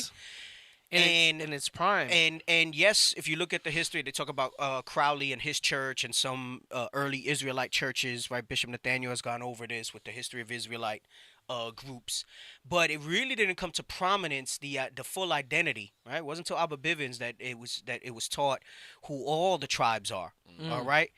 And they started to have to fade to the background, okay, to fit their agenda, all right, and not make it seem like they have any type of power in the earth, because then it would be contrary to what the curses say. Right. I have another video which I didn't queue up, but he says I'll post it and we'll play a little bit of it. I wanted to play a longer segment of it where it's a Amalekite, a Jewish guy, saying that it's against the Torah, the state of Israel, out of their own mouth. Wow. But they're not calling him anti-Semitic. And he's a so-called Jew. Right. Okay? And I'll send a clip in a moment, and I'll let you know. I think it starts at around 3 minutes, 15 seconds. I'll send it to you. It's a little bit of a longer interview. I haven't seen the whole thing. I only watched about 5 minutes of it. But he says very early on what that is. Anyway, so my point is, they went the corporate route because it conceals, just like many people who do corporations, it conceals who's behind all this stuff. Because now, instead of the individual, you're looking at the corporation and the entity instead, of it, right? And that's what corporations really are for. You get tax benefits with corporations. You're taxed differently. There's different write-offs and things like that. And as well, it creates layers of protection and somewhat anonymity as to who behind these things. It helps you mitigate risk. Yes, that's exactly what it is. All right? So, go ahead. Let's continue on. And while individual Jews may be overrepresented in an industry that has long welcomed and rewarded them. So she's saying individual Jews are overrepresented. Damn. Meaning they're everywhere. Abundant. There's a lot. Like a lot. Like a lot. Like a lot. Like a lot. Go ahead, come on. And while individual Jews may be overrepresented in an industry that has long welcomed and rewarded them, the rhetorical danger, Nadell said, comes in conflating a large Jewish presence in an industry with ownership and control of that industry. Why is that a danger? Why is that a rhetorical danger? It's not. It's just the truth. Come on. Jews remain active in Hollywood in a variety of roles, but it would be impossible to say that they run Hollywood, that they own Hollywood. That doesn't make any sense, that statement. If they're the bulk of it, that's why his joke was so brilliant about it. It's a whole bunch of blacks in Ferguson, right? But they don't run it, right? Doesn't mean anything. Doesn't mean anything. They run it. It's not like they run it, right? And this is the thing that he's saying, that he's bringing out there, right? And why is it that you can say all these things about everything else? Later on, I don't know if it's in this article or the other one I have, just remind me of the order that I had things as I bring it up so that we can go through it, because I had my thoughts earlier. I was like all amped up, and then I got like all tired, so we'll see how it flows now. I had a vision of how I want it to flow, right? So I got to see if it flows that way, though. The Spirit's gonna move. We'll see. Come on. Whenever the Jews enter into any kind of position where they might have influence over people who are not Jewish, then all of a sudden it's seen as some kind of conspiracy. Right. So here's the key word that she says. She says it's impossible to say that they run Hollywood. But then she says when they enter into any kind of position where they might have influence, all right, who are people who are not, then all of a sudden seen as some kind of conspiracy. Look up influence. I want the one from dictionary first, and then I'll see what the others say. Because in one line she says they don't run it. Right. And in the other she says they have influence. Mm-hmm. Okay. Read the first one. The capacity or power. Wait, the what? The capacity or power. The power. Influence is the power of persons or things to be a compelling force on or produce effects on the actions, behavior, opinions, etc. of others. So she says they don't run it, but then she says they maintain influence. Right. I don't know. That sounds like, when Ye started speaking out, and then they started cutting him off left and right from music, banks, TV. Right. And they're going to say, well, clothing. We don't own these companies, but they have influence, which is the capacity or the power of persons or things to be a compelling force and produce effects. All right? Read the sentence that it uses. He used family influence. Or you could say Jewish influence. Come on. To get the contract. Or to cancel the contract. Yeah. Or to cancel the deals. If it's blacks, it's a gang. But if it's Italians, she literally just confirmed that joke. If it's Italians, read it's a the mafia. second one. The action or process of producing effects on the actions, behavior, opinions, etc. of another or other. It's the action or the process of. So influence, this is what I'm saying, they use these words and a lot of us kind of just get lulled to sleep and glaze over it. Right. This is why the title is it's evident truths to blind eyes. Because why? They want to force that blindness on us. Right. And then you got so many knuckleheads just coming out with this nonsense. Right? And it's funny because, excuse me, I'll show the double standard in a moment. When they put out tropes and lies about us, about Israelites, nobody questions them. Mm-hmm. Nobody says that that's anti-Semitic, or if you don't want to believe that we're Semitic, nobody says that that's anti-black or anti-Israelite or whatever it is. Right? They just take it as truths. But they're not truths. There's no evidence behind it. But here you have actual truths that we're reading from them out of their own mouth, all right? And people say, no, that's wrong. What you're saying is not right, and it's anti-Semitic to say that. And it's funny because... Emotional! And it's funny because you look at the clip that we've been showing over the past weeks of the former Israeli minister, right? And she says, they have power and influence. Can we get that part ready? All right, where she says they have power and influence. Actually, just play the whole damn clip from the beginning. It's not a long clip, but because remember, we just read. First, get the article. I'm sorry, I know I'm having you jump around. First, get the article. Read that part again about. Start with Jews remain active in Hollywood. Jews remain active in Hollywood in a variety of roles, but it would be impossible to say that they run Hollywood, that they own Hollywood. Come on. She said. Whenever the Jews enter into any kind of position where they might have influence. And we read influence, and influence is not a light word. Right. Influence means you have the power, you have the capacity over behaviors, over actions of others. She says, influence, you can just replace that to say power. Right. She says they might have power over people who are not Jewish. Then all of a sudden it's seen as some kind of conspiracy. Well, it is what it is. Now, let's get the clip with the former minister. Come on. You got it? He's getting it pulled up because he was on that article. Oh, gosh. Let's pull it up. Hey, can somebody monitor the chat? They come in as wolves in sheep's clothing. I think they were on the Phoenix chat trying to say that chicken is unlawful. Then they moved to the main one, and they're saying, listen, yo, no. The earth is shaking right now with who the Israelites are. And he here talking about eat the chicken or the egg. Yo, no. I think you this is... dumb nooker. No, I'm sorry. Oh, my goodness. I think this is Riser, bro. I think this is Riser because this is some dumb question talking about why follow the way of the heathen. You're not supposed to do the chicken and the my offspring. goodness. I think this sounds like a Riser, bro. We got flat earthers still calling in too. It's like, hey, I want leadership to go to like Psalms. Like, no. Gosh. No, we ain't doing none of that. They think they're just gonna get on the show. That's the distractions. Yo, all this stuff that's going. Shame on that person. Shame on you. If you an Israelite and you worried about emotional damage and you worried about friggin' eating chicken and eggs. Right. Oh my goodness. Did we not eat quails? Isn't that the same family? Yeah.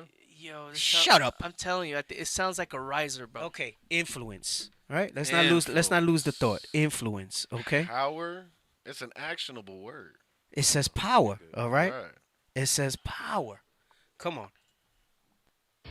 Yours is a voice of criticism we don't often hear in the United States. Often when there is dissent expressed in the United States against policies of the Israeli government, people here are called anti-Semitic. What is your response to that as an Israeli Jew? Well, it's a trick. We always use it. When from Europe somebody is criticizing Israel, then we bring up the Holocaust. When in this country people are criticizing Israel, then they are anti-Semitic. And the organization is strong and has a lot of money, and the ties between Israel and the American Jewish establishment are very strong, and they are strong in this country. As you know, they have power, which is okay. Stop. She said they have power. Right. She said the ties, they're strong, and they have power. That's the influence. Right. This is why we were talking about the typecasting.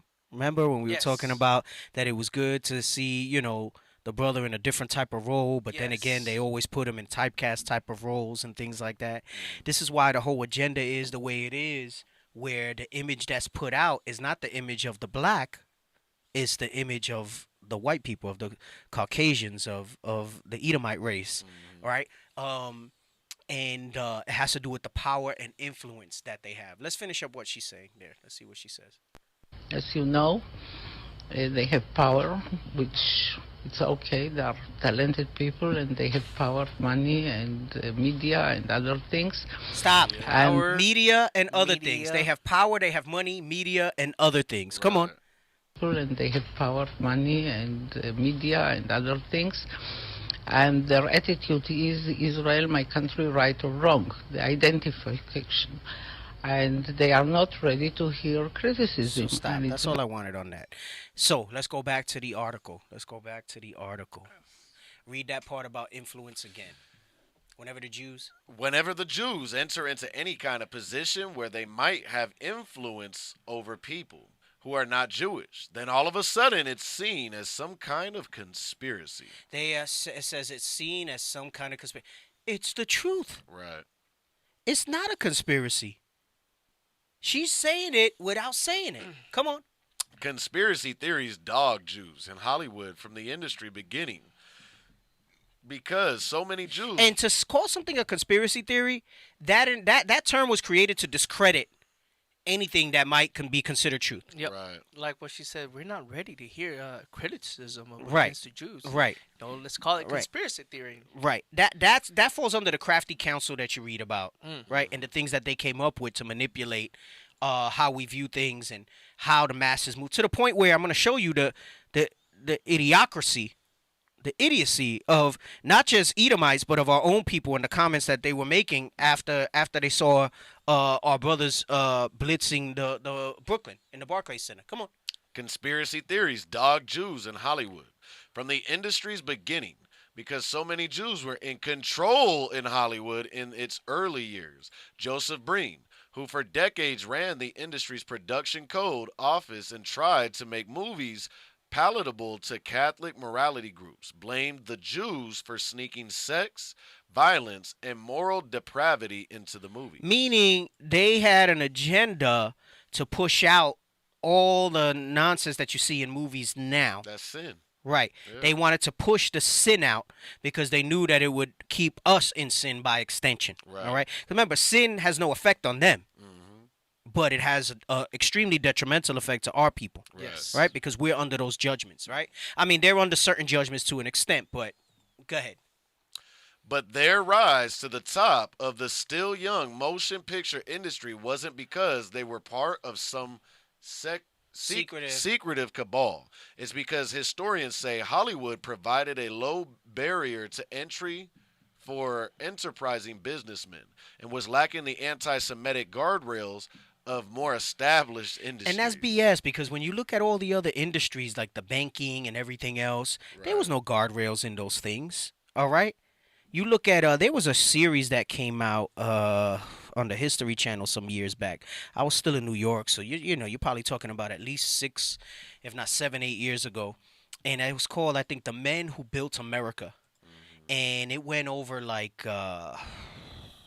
Andrew Carnegie, all right, and the like.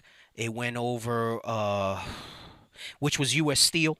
So he was the one that built a lot of the construction and stuff like that. It went over the founders of J.P. Morgan Chase. It went over, gosh, I forgot who the guy who was the shipping magnate, the railroad magnate during that time. And when they made all their monies and maintained their influence since then, you know, you talk about that rat race, that graphic of that YouTube that we saw where they got this head start, and then when we finally get to start running, we have all these obstacles in the way that prevents it from ever being equal.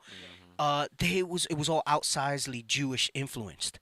So there was no guardrails that they speak about when they bring that up. So they're trying to say that, and contrary, we just heard from the former minister of Israel, one of the former ministers of Israel, that she said they have influence over the media and other things. It was some secretive cabal. All right, can we get that in Psalms 83 real quick? Start at verse 2 and get right to the point. Right, the Rockefellers. I don't know if anybody took a look at that show. I don't even think they play it on. I don't have cable anymore. I do everything streaming now. But it was called The Men Who Built America, and it's an interesting watch if you want to see the outsized influence that Edomites had on creating what is today the industrious United States. All right, Hey, and you'll see that. It's funny you was about to bring out Psalms 83 because I was sitting back here thinking about that, because that has truly manifested through everything that they built in this country. Yes. It's manifested to separate us. Yes. Yeah, that's it right there. The Men Who Built America. Good point, soldier. The Men Who Built America. Go to the episode thing, and we could just run down a little bit of the episodes. Anybody who just wants to pick up on a little bit of just history that validates stuff that you see here. Yeah, so you'll see the summary. So episode 1 deals with John D. Rockefeller, and he started, it says, the Vanderbilts. That's who it was, the Vanderbilts, all right? So the Vanderbilts were the ones that did the railroads, and then Rockefeller got into oil first, all right? I forgot what it was called, the oil company. And today what it's called, how it's still in existence today. No, it's not Halliburton. I know that's a big and one. then Andrew Carnegie comes into it, right? And Tom Scott, all of these, they'll try to tell you they're not Jews. Like, for example, Fox is not a Jew name, but they would change their names to not have the stigma of having a Jewish-sounding name. Right? Blood is spilled. Carnegie hires Henry Frick to give him an advantage over. So it talks about how they were like warring against each other during these eras, right? But what's left out in this is that you got to realize that this was all done under the backdrop of slavery and oppression of our people, as they basically took and built these things up. Then it goes into Carnegie and Rockefeller, J.P. Morgan, Edison, even, right? Edison was a Jew, I believe, they say, right? So-called Jewish. Then you got, you got the Vanderbilts, you got the Rockefellers, you got the Carnegies, you got the Morgans, all right? And it says they all wound up, they unite in a bid to buy the White House by striking a lucrative deal with Ohio. And it talks how they tried to get in government. That's a lot of influence. Bro, it's a lot of influence. Standard Oil, that's it. Standard Oil. Thank you, Reed. That's the name of it. Standard Oil. Standard Oil. Yep. Be quiet, bro. See, that was my second. Right. Levi jeans. Right. Levi. Damn, but I love my Levi's, though. Them some good jeans, boy. They'll last a lifetime, right? To this day. Yeah. Theodore Roosevelt, William McKinley, Rockefeller Standard Oil is the first company to be crushed by Roosevelt. So, very interesting series. I might watch it again just to, now that I see it up there. Where is this set? It's probably online. It's a History Channel docuseries, I think. Okay. I don't know if it's on YouTube or whatever. Where's it say watch show? What does it say when you click on that? Where can it be Prime. watched? Prime Video. It's free on Prime Hulu. Video. Okay. Roku. Okay. It might be on Hulu. All right. It's extremely interesting. Henry Ford. It goes into Henry Ford. All these people, and the outsized influence they all had on that stuff. Hey, this came up like this whole thing it's near the time of slavery, so it's all there. Oh, slavery was the backdrop of it. Exactly. And I don't think they mentioned the slavery that much, but they'll talk about the Asians supposedly building the railroads.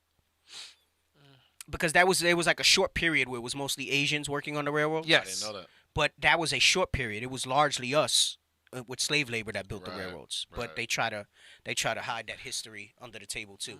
Let's read this in Psalms 83 so you can see, because this goes into everything that we're talking about with the influence. All right, go ahead. The book of Psalms, chapter 83 and verse 2. For lo, thine enemies make a tumult, and they that hate thee have lifted up their head. So she's saying it's not some conspiracy that they got into. I think it mentions the DuPonts too a little bit as well in that series. Red Stick is on it. Go ahead. Verse 3. They have taken crafty counsel against thy people. All right, so this is that conspiracy. So what I said is they use words like conspiracy theory to discredit the crafty counsel that they took. Like they're gonna say, "Come on, why would people get together to focus against you base things? People are gonna get together to suppress. What the hell can you guys do? Right. What the hell do you guys do? Look at everything we have. Why would we conspire against you? Right? And it makes it seem so illogical. Why aren't they conspiring against these other world powers and things like that? It's because there's a confederacy, and part of that crafty counsel was, let's get into Hollywood. Let's get into these positions of influence. Look, they control the oil. They control the shipping. They control the railroads, all right? They control the banking system. They control the media, and under media comes social media. I mean, look, Mark Zuckerberg. I mean, look at all these people. You're going to say, oh, Elon Musk bought Twitter right now. There's so many things behind the scenes that are being done. I know we had that graphic, I think we got a strike on one of the shows for putting up that graphic, so we're not going to put it up, where it talks about the Jewish media and how all the way they're named today, the corporations, what they're called. Yeah, I think we wound up getting a strike, and we had to take that off to put up one of the bishop's classes, because he showed it in one of his classes, I think, a couple weeks back. And I think we wound up getting a strike, and we had to put it back up, right? So it is this crafty counsel, this confederacy that was done, all right? Read verse 3 again. They have taken crafty counsel against thy people, and consulted against thy hidden ones. And consulted against thy, meaning they get together and they do have these grand meetings, and they do have these things, and the movers and the shakers start, and it's not all of them. I'm not saying that however many there, let's say there's hundreds of them, right? I mean, we know there's hundreds of thousands, maybe even millions of them. Let's say there's hundreds of them. It's not like all of the hundreds get together and they're all in the know. It's a need-to-know basis. Right. This is that upper elite that make the moves and things like that. For part of their plan to work, some of their own people have to actually believe it as gospel, so to speak, as doctrine, all right? But at the higher levels, that's like when you see Independence Day and the first one, and they go in and they tell the president, and he was like, that don't exist. And then the general was like, well, and he was like, why didn't I know about that, right? Plausible deniability. That's why you don't know about it, right? And not everybody needs to know about those things. Meaning there's things even above like world leaders. There's those things like the Trilateral Commission. People say the Illuminati, whatever it is. All the different terms they want to use, okay? We're really the Illuminati. They just took that. We're the illuminated ones because of... Remember, you read that in Deuteronomy where it says, this is your wisdom and knowledge in the sight of the nations, right? But it says they consulted against, meaning their whole agenda and the outsized influence they want to have is against this. So remember I said earlier, they wound up maybe pulling back from being the face of these Hollywood studios and the media, okay? Because then it starts to show that they're not the people of the book. I'll give you an example. Deuteronomy 28:15. I'm going to take some basic stuff and show you this. This is why the Bible's never... People, when you hear a brother or a sister say, oh, yeah, I know that scripture, or I've heard that scripture, there's so many ways that these things apply that you can refer back to, all right? And it's never something where it's exhaustive and you say, oh, it's the same thing. It's not the same thing coming out. What we're showing you is how encompassing and how broad one verse covers so many different things that are happening in the earth, all right? You just got to expand your mind, all right, because it's right in front of you. This is why Christ would often say, them who have ears and eyes, right? Let them understand. Let them hear. Let them see. Okay, read this really quick. The book of Deuteronomy, chapter 28 and verse 15. This is why they try to not be the face of it anymore, because then they realize, okay, this thing is coming out. This is where we're at in the history right now, right? And all right, now we're gonna enact this phase of the plan. All right, we're gonna fade to black, but we're still gonna exert our influence or our power over these things. Go ahead, come on. But it shall come to pass, if thou wilt not. It says, but it shall, meaning it must, that it will. Come on. If thou wilt not hearken unto the voice of the Lord thy God, to observe, to do all his commandments and his statutes, which I command thee this day, that all these curses shall come upon thee and overtake thee. Come on, read. Cursed shalt thou be in the city, and cursed shalt thou be in the field. Read. Cursed shall be thy basket and thy store. Right, so they don't fit that curse if they're the face of Hollywood studios, if they're the heads of banks, if they're the ones that have the influence over everything. They like to portray that they're the victim. They want to portray that they don't have outsized power and resources, because then this is invalid. So they have to say, no, we are. So you know how people say that victim mentality? It behooves them to play the victim because they're trying to they're the square peg trying to fit into the round hole. Damn. Everything in the world tells you that they have power and influence. Here's the other thing. She says that they went into Hollywood because it was a low barrier to entry, but yet they are in the garment district. They're in the diamond industry. They're in all these different industries that are outside of what the influence is there that was reading in the article. All right. So they don't fit those curses. That's some of the curses that they don't fit. It says that we would be cursed and we would not prosper as a people.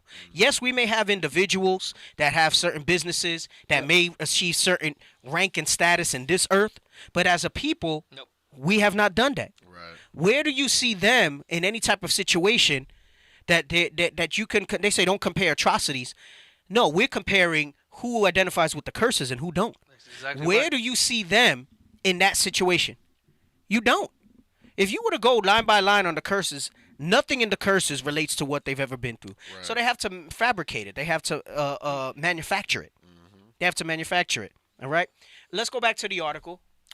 There were no social barriers. There were no social barriers in a business as new and faintly disreputable as the movies were in the early years of the 20th century. Historian Neil Gabler writes in his landmark 1988 book, An Empire of Their Own, how the Jews invented Hollywood. They got a whole damn book that shows that they invented Hollywood. Bruh. She quotes the book. Hell no. Oh, my goodness. This is why I'm saying this is evident truths. Right. Is that anti-Semitism or is it bringing light to darkness? Right. That's a heavy title. That's a heavy title. It might not be as snazzy as some of the other titles have been the past couple of weeks. You know, people like sensational titles, so Right. I try to give them the sensational title. But that thing it's exactly what it is. These are evident truths. Come on. In the book, Gabler notes that the movie business, which evolved out of other professions like, is that vaudeville? Vaudeville and the garment industry, where Jews had already found a toehold, lacked the impediments imposed by loftier professions and more firmly entrenched businesses to keep Jews and other undesirables out. But yet somehow they're in all of these things. Go ahead, come on. As such, Jews, particularly recent immigrants, were able to thrive in show business. So they're basically trying to make an excuse as to why they run Hollywood. But it's not that. It was that they consulted against the real Israelites, like you read in Psalms 83. Come on. Were able to thrive in show business in a way they couldn't in most other industries. Once they were in, family ties or other general phenomenon and affinity groups often led to the affinity groups. An affinity means you have a love, a desire. Your goals are aligned. You have an affinity towards it, right? So like you could say, oh, I have an affinity towards nature, right? Like if you like greenery and animals and things like that, right? It means you feel connected to that. That goes into the other nations that you read in Psalms 83, where it says they were confederate. All right, you can replace affinity with confederate, meaning it was in all their best interest that the real Israelites would be hidden and our history erased. Okay, it was in all their best interest. Come on. where are we at? Often led them I don't see it. Where the blue is? Okay. Often led to them elevating other Jews in the industry. For example, prolific Jewish producer David O. Selznick, whose credits include Gone with the Wind, Rebecca, a huge string of other hits in the 1930s and 40s, spent many years at MGM, run by his father-in-law, Louis B. Mayer. Come on. Areas like the film garment and publishing industries were attractive to Jews. So look at what they're saying. That's all media. It wasn't just film. Publishing industries. Dealing with books and newspapers of the time. Come on. Nadell said, because there were so many other sectors of the economy where they were barred. That's not true, though, because they're in every sector. Come on. But in exchange, Hollywood's prominent Jews had to effectively extinguish their Jewishness. Yearning to assimilate into American society, the Jews who ran these studios were beset on all sides by anti-Semitic invective. First from Christian groups like the Legion of Decency, and then by anti-communist groups, both of whom accused Hollywood's Jews of conspiring to undermine American society with their loose morals. Come on, read on. As such, the Jewish studio heads largely refrained from making any movies about Jewish themes. And that's a lie, too, because how many freaking movies do they have? And then they talk about not having an outsized influence in other areas. We were just speaking last week how we had to read Night, Anne Frank, Helen Keller, all right, Schindler's List, The Pianist, all these different things that they would put out. We were just talking about that. It's taught in schools. Right.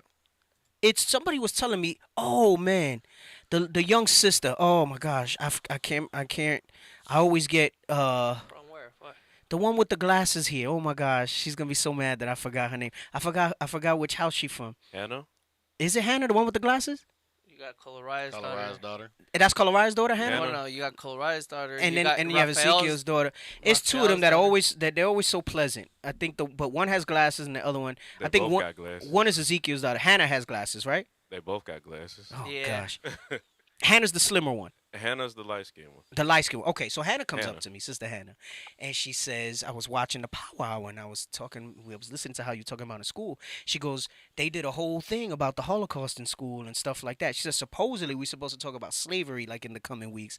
I said, hey, let me know how they try to teach that now and see what it's like. And she said they like go over that stuff. So she was like, it's still like it's part of the curriculum. They make sure that it's taught. Like they indoctrinate you with that sort of thing, right?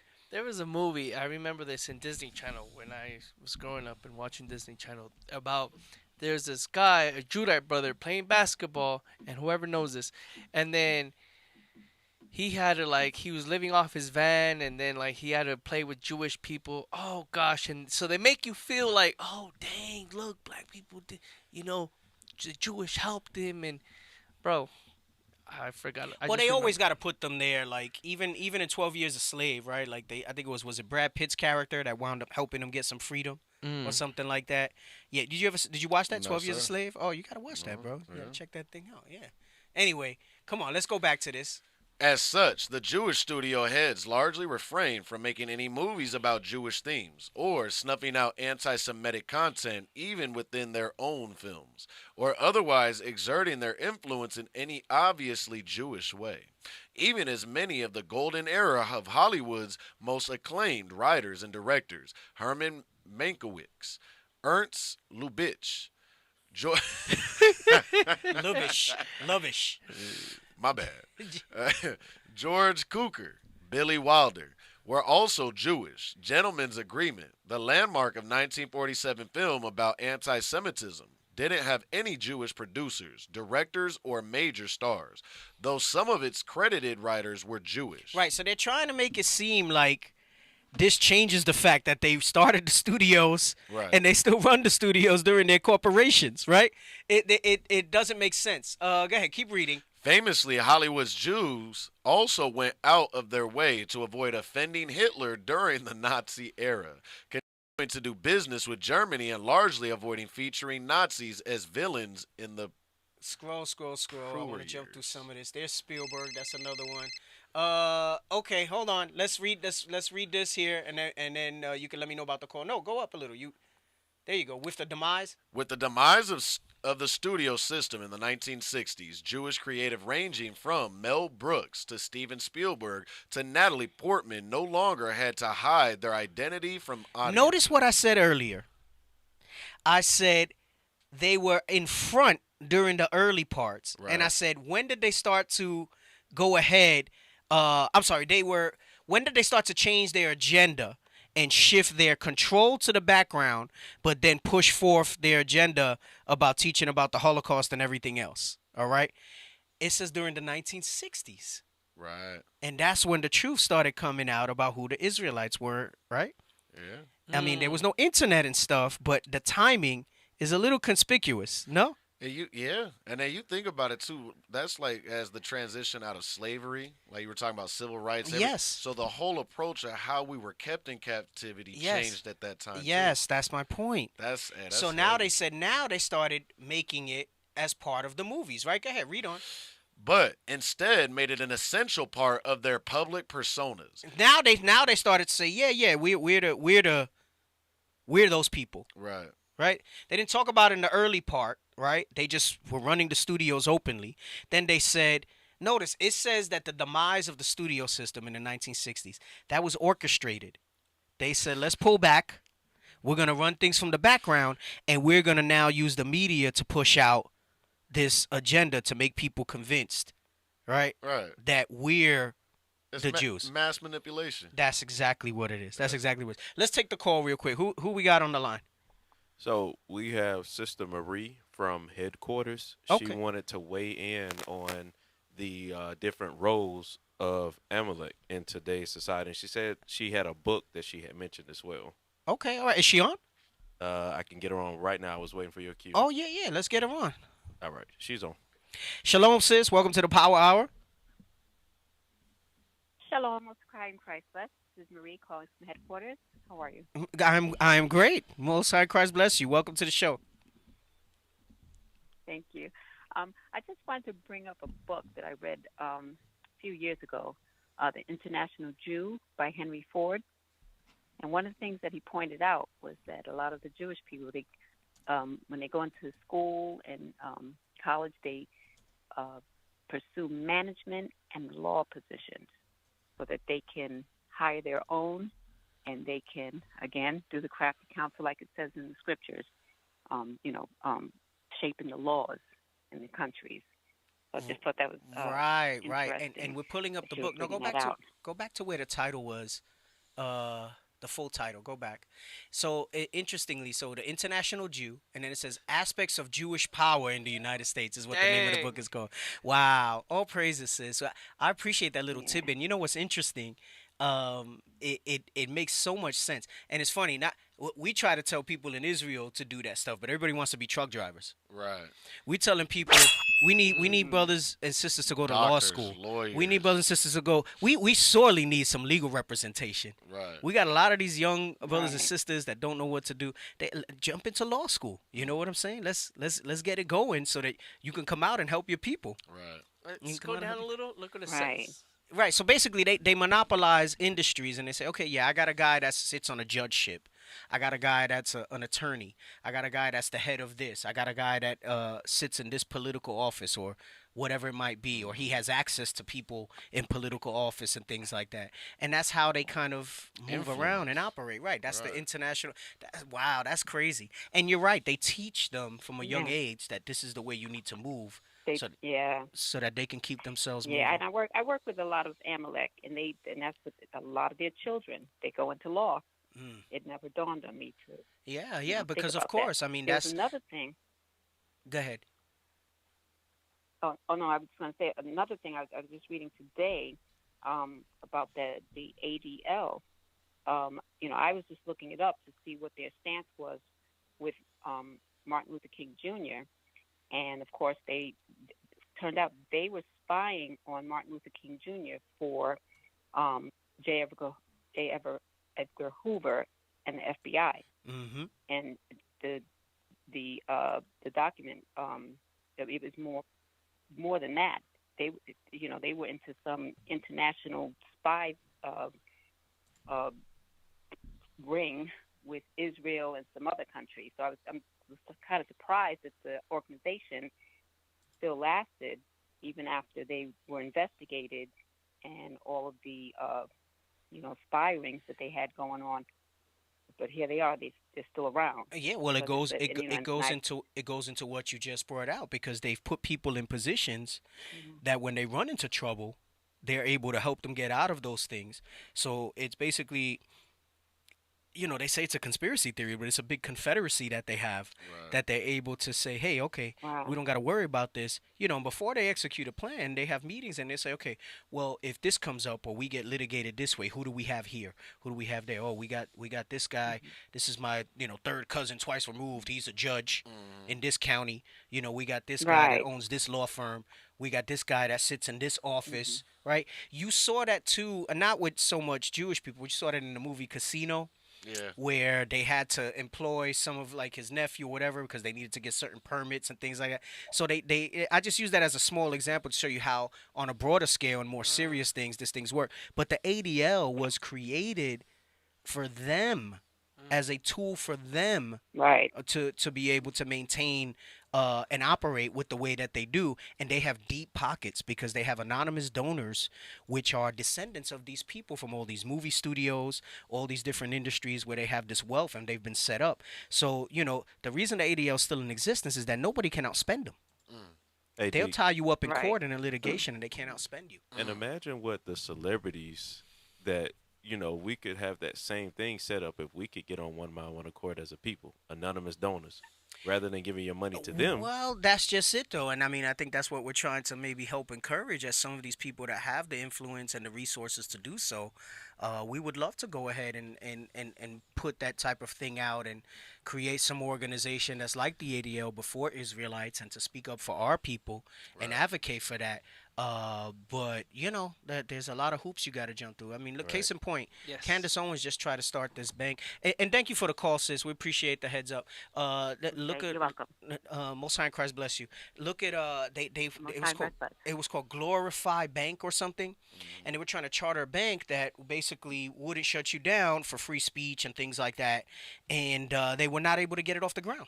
Why is that? They didn't go into a lot of details, but they just announced, I think this week, if you look it up, Glorify Bank, they basically said they're not moving forward after 3 months trying to get chartered. So, things happen, stuff came up, and, Wow. Yep.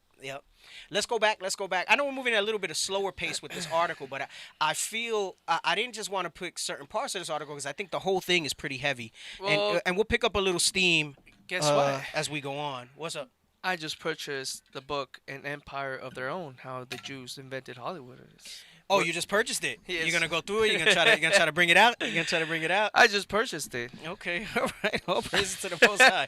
Go ahead. Let's go back to this, all right? And we can speed up the reading just a little bit. I'll stop you as we need to go. Yes, sir. What, you looking for something? No, I'm trying to write down the name of what you just gave me. Okay. Wait, what did I just give you? Oh, his book? Glorify Bank. Oh, Glorify. I'm about to research. Yeah, I think it's GLORIFY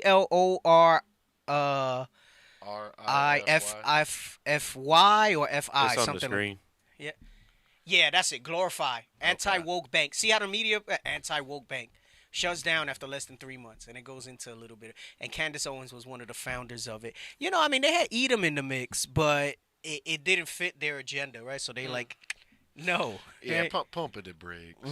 Pump the brakes. That's exactly it. I knew I don't know if he was Ephraim or Simeon. When I used to work in banking, probably in the late 2000s, all right? I was doing business banking, and it was myself, and I dealt with the banking side as a wealth management advisor, and then I had a financial advisor, right? His name was Jose. I forgot his last name.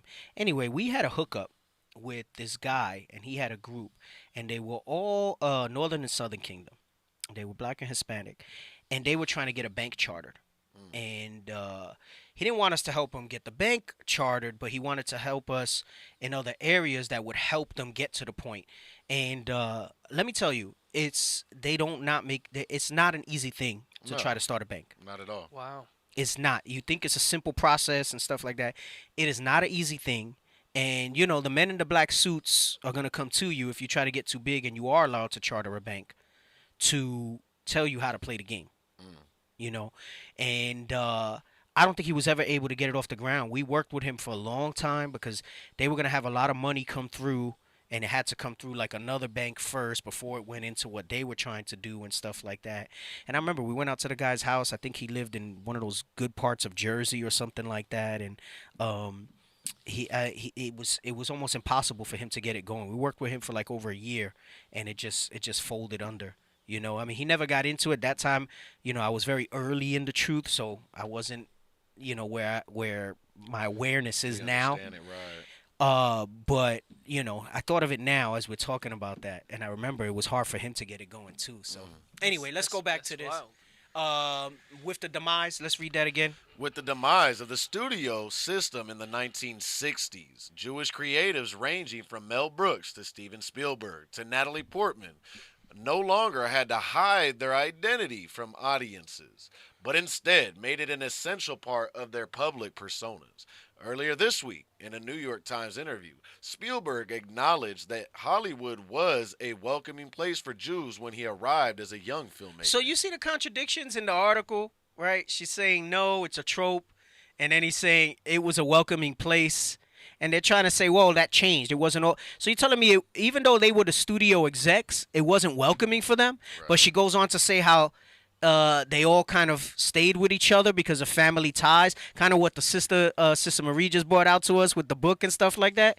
So the whole article to me is just like they'll say one thing. That's what I'm saying. It's like it's their tongues falling upon themselves as we read this. Come on, keep reading.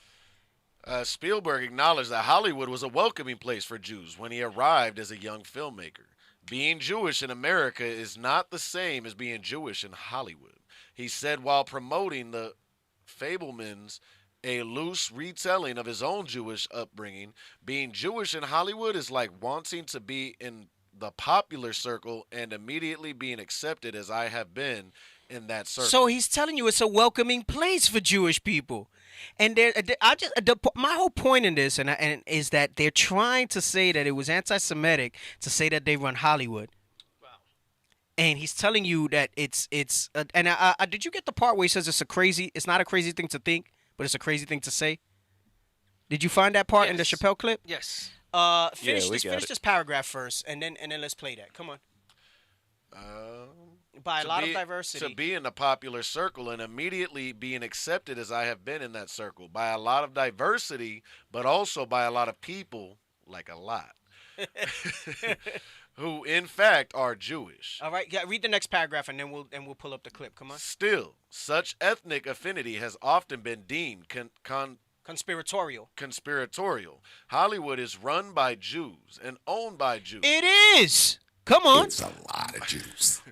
That's a lot of Jews. Marlon Brando declared in a 1996 interview with Larry King, further claiming that Jewish studio executives prevented anti-Semitic stereotypes from being depicted on screen. So, it's just like what you can have all the Medea movies, you can have all the stereotypical, and there's a few Northern Kingdom ones. It's just not as prevalent because they won't let us in the studios like that.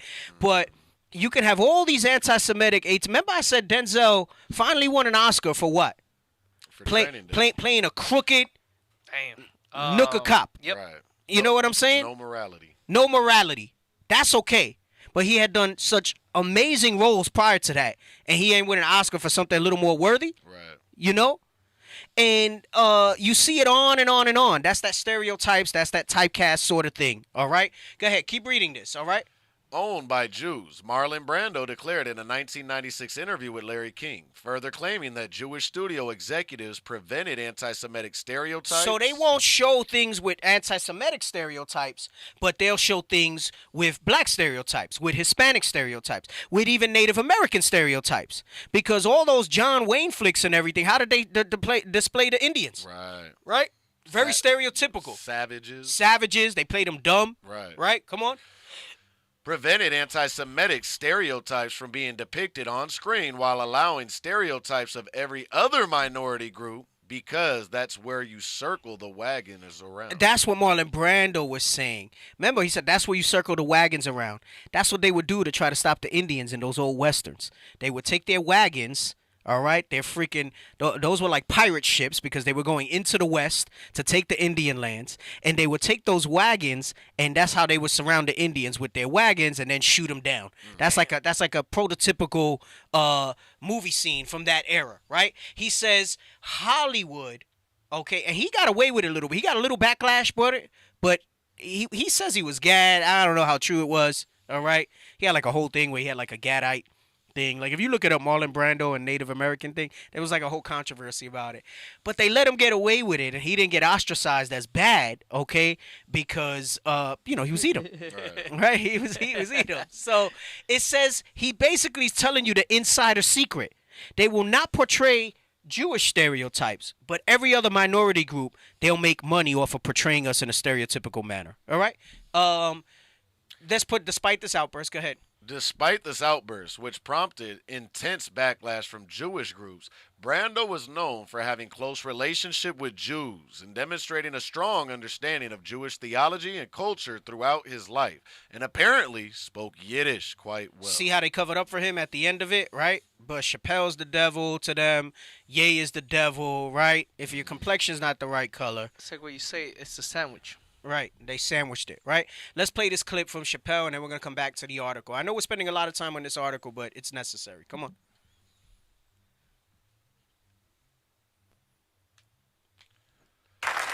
So and you got to run it back a little bit to the beginning because it was a little low. And he says about you could connect the lines because the lines are there. This Jewish writer just connected them for us in this article. Right.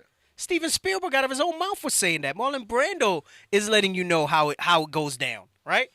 So, but Chappelle's saying it and it's anti-Semitic. When a real Jew is saying it, it's anti-Semitic, right? It's a lot of Jews.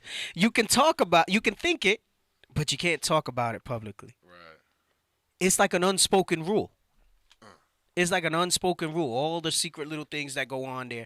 I mean, look at Jeffrey Epstein. Gosh, him, bro. Right? Look at the whole conspiracy behind that and that guy, right? And that was pushed under the rug. And that was pushed under the rug. He didn't kill himself, by the way. He was assassinated. Anyway, let's go back to the article. I want to try to get past this so we can get into some of the other material so I can connect my dots here. Go ahead. That's power, man.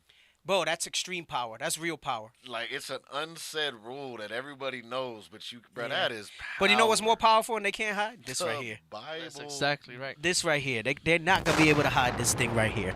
And you see that. You see that with what's being brought out, and you're going to see what their tactics are like and what you're seeing little tidbits of it, all right? Go ahead. Come on. This general air of suspicion around Jews in show business has continued into the modern day, as evidenced by Chappelle and West's comments. Come on. And the tweets that precipitated the collapse of his business.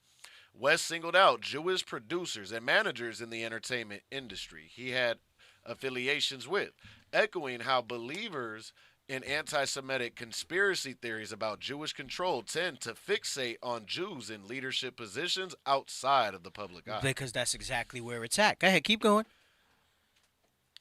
Ignoring the many industry leaders who are not Jewish, such conspiracy theorists tend to focus on successful managers and lawyers in Hollywood who are, including Jeremy Zimmer, Ari Emanuel, Alan Grubman, and Harvey Weinstein, whose decades of sexual abuse, scorched earth targeting of his accusers, and eventual downfall are the subject of the new movie, she said. So she's saying, look, there's other people with influence in Hollywood, but then they'll say, okay, let's focus on the other people like managers and lawyers who are in there. And she just named some of those. This goes into what the sister brought out with the international Jew and how they put them in positions of power. This is what I'm saying. She's trying to break down and say what Chappelle said was wrong, but in this attempt, she's actually validating all of it. Right. But they're not going to say that this is anti-Semitic. Right? Anyway, go ahead. And in a similar fashion to Brando, Chappelle suggested that there is a double standard in talking about ethnic groups, with jokes about Jews being seen as taboo, in a way that jokes about black people and other groups are not. Right, because this is the joke that he made. And how many, there were people that were like, oh, yeah, that's okay, but the last part's anti-Semitic. Right. But how come people aren't up in arms when he said the part about blacks? Let's read it. If they're Italian, it's a mob. No, if they're black. Where's that? Oh. If they're black, then it's a gang. If they're Italian, it's a mob. Come on. If they're Jewish, it's a coincidence, and you should never speak about it. Right. So, right. So everybody was able to laugh at the first two parts of the joke. Right. And I don't think it's this article. I think it's the other one that I have where she mentions like the setup makes people laugh. So then the last part they don't acknowledge is anti-Semitism. But nobody's up in arms. And, the Italians, whatever. But nobody's up in arms about if they're black, then it's a gang. Right. But these are that's not a trope? Right. That's exactly what it is. Is that not a stereotype that needs to be warranted? So then why aren't people getting against him in that regard? Right. Right? Go ahead, keep it. What were you gonna say? You were gonna say something? Like this is like unspoken truths about how people think and look at these classes of people. It's right. Like it's the truth. Unspoken truths that people don't say or think. It's you can't say out loud. The evident. Right. Like in the title. Right. The I'm gonna send you truth. something so that we could put that out. Right. We're going to get that evident truth in a moment, too. Thank you, Officer Yakin, for sending me that. I actually had seen that floating around. I think Deacon Athan might have posted it, but I know you're the researcher. Wow, you actually watching the show, Officer Yakin? I got a joke with him because he said, I don't watch Northern Kingdom shows. I said, damn, you terrible. Wow. Maybe I cut him. Maybe he's watching a little bit now. He's going to support. We'll see. Emotional. That's exactly what it is. That's my brother, man. I know Officer Yakin for a long time, bro. For a long time. Let me see. He sent me something else. And that's wild, though, too, because you look at Dave Chappelle, the Lord's using our people to shine that light in all of these areas. Right, If exactly. they're in the truth or not in the truth, we still a light to the world. Right, exactly. Anyway, let's finish up this article, and then we'll read the thing that Officer Yakin just said, and then I don't know if I give you another article or we're going to go through clips, whatever order I said. Make sure you do it in the right order because I'm not checking. After this, you got a Twitter with like Jason Whitlock or something like that. Oh, yeah. yeah. Let's talk about that because that's dealing with the stereotypes and stuff. All right, all praises. That's good. But let me get the rest of the article because we're almost at the end of this here. All right, at the same time as Jews in and out of the industry are fighting such perceptions, they are also pushing for greater visibility. The unveiling of the new Academy Museum of Motion Pictures in Los Angeles last year almost entirely omitted Jews from Hollywood's founding narrative. Because that's part of their agenda. Right. So then you had the ones that don't know that did this. Come on. Leading to backlash from Jews in the industry. Those are the ones that I said that are lower down the chains that actually believe the BS, right?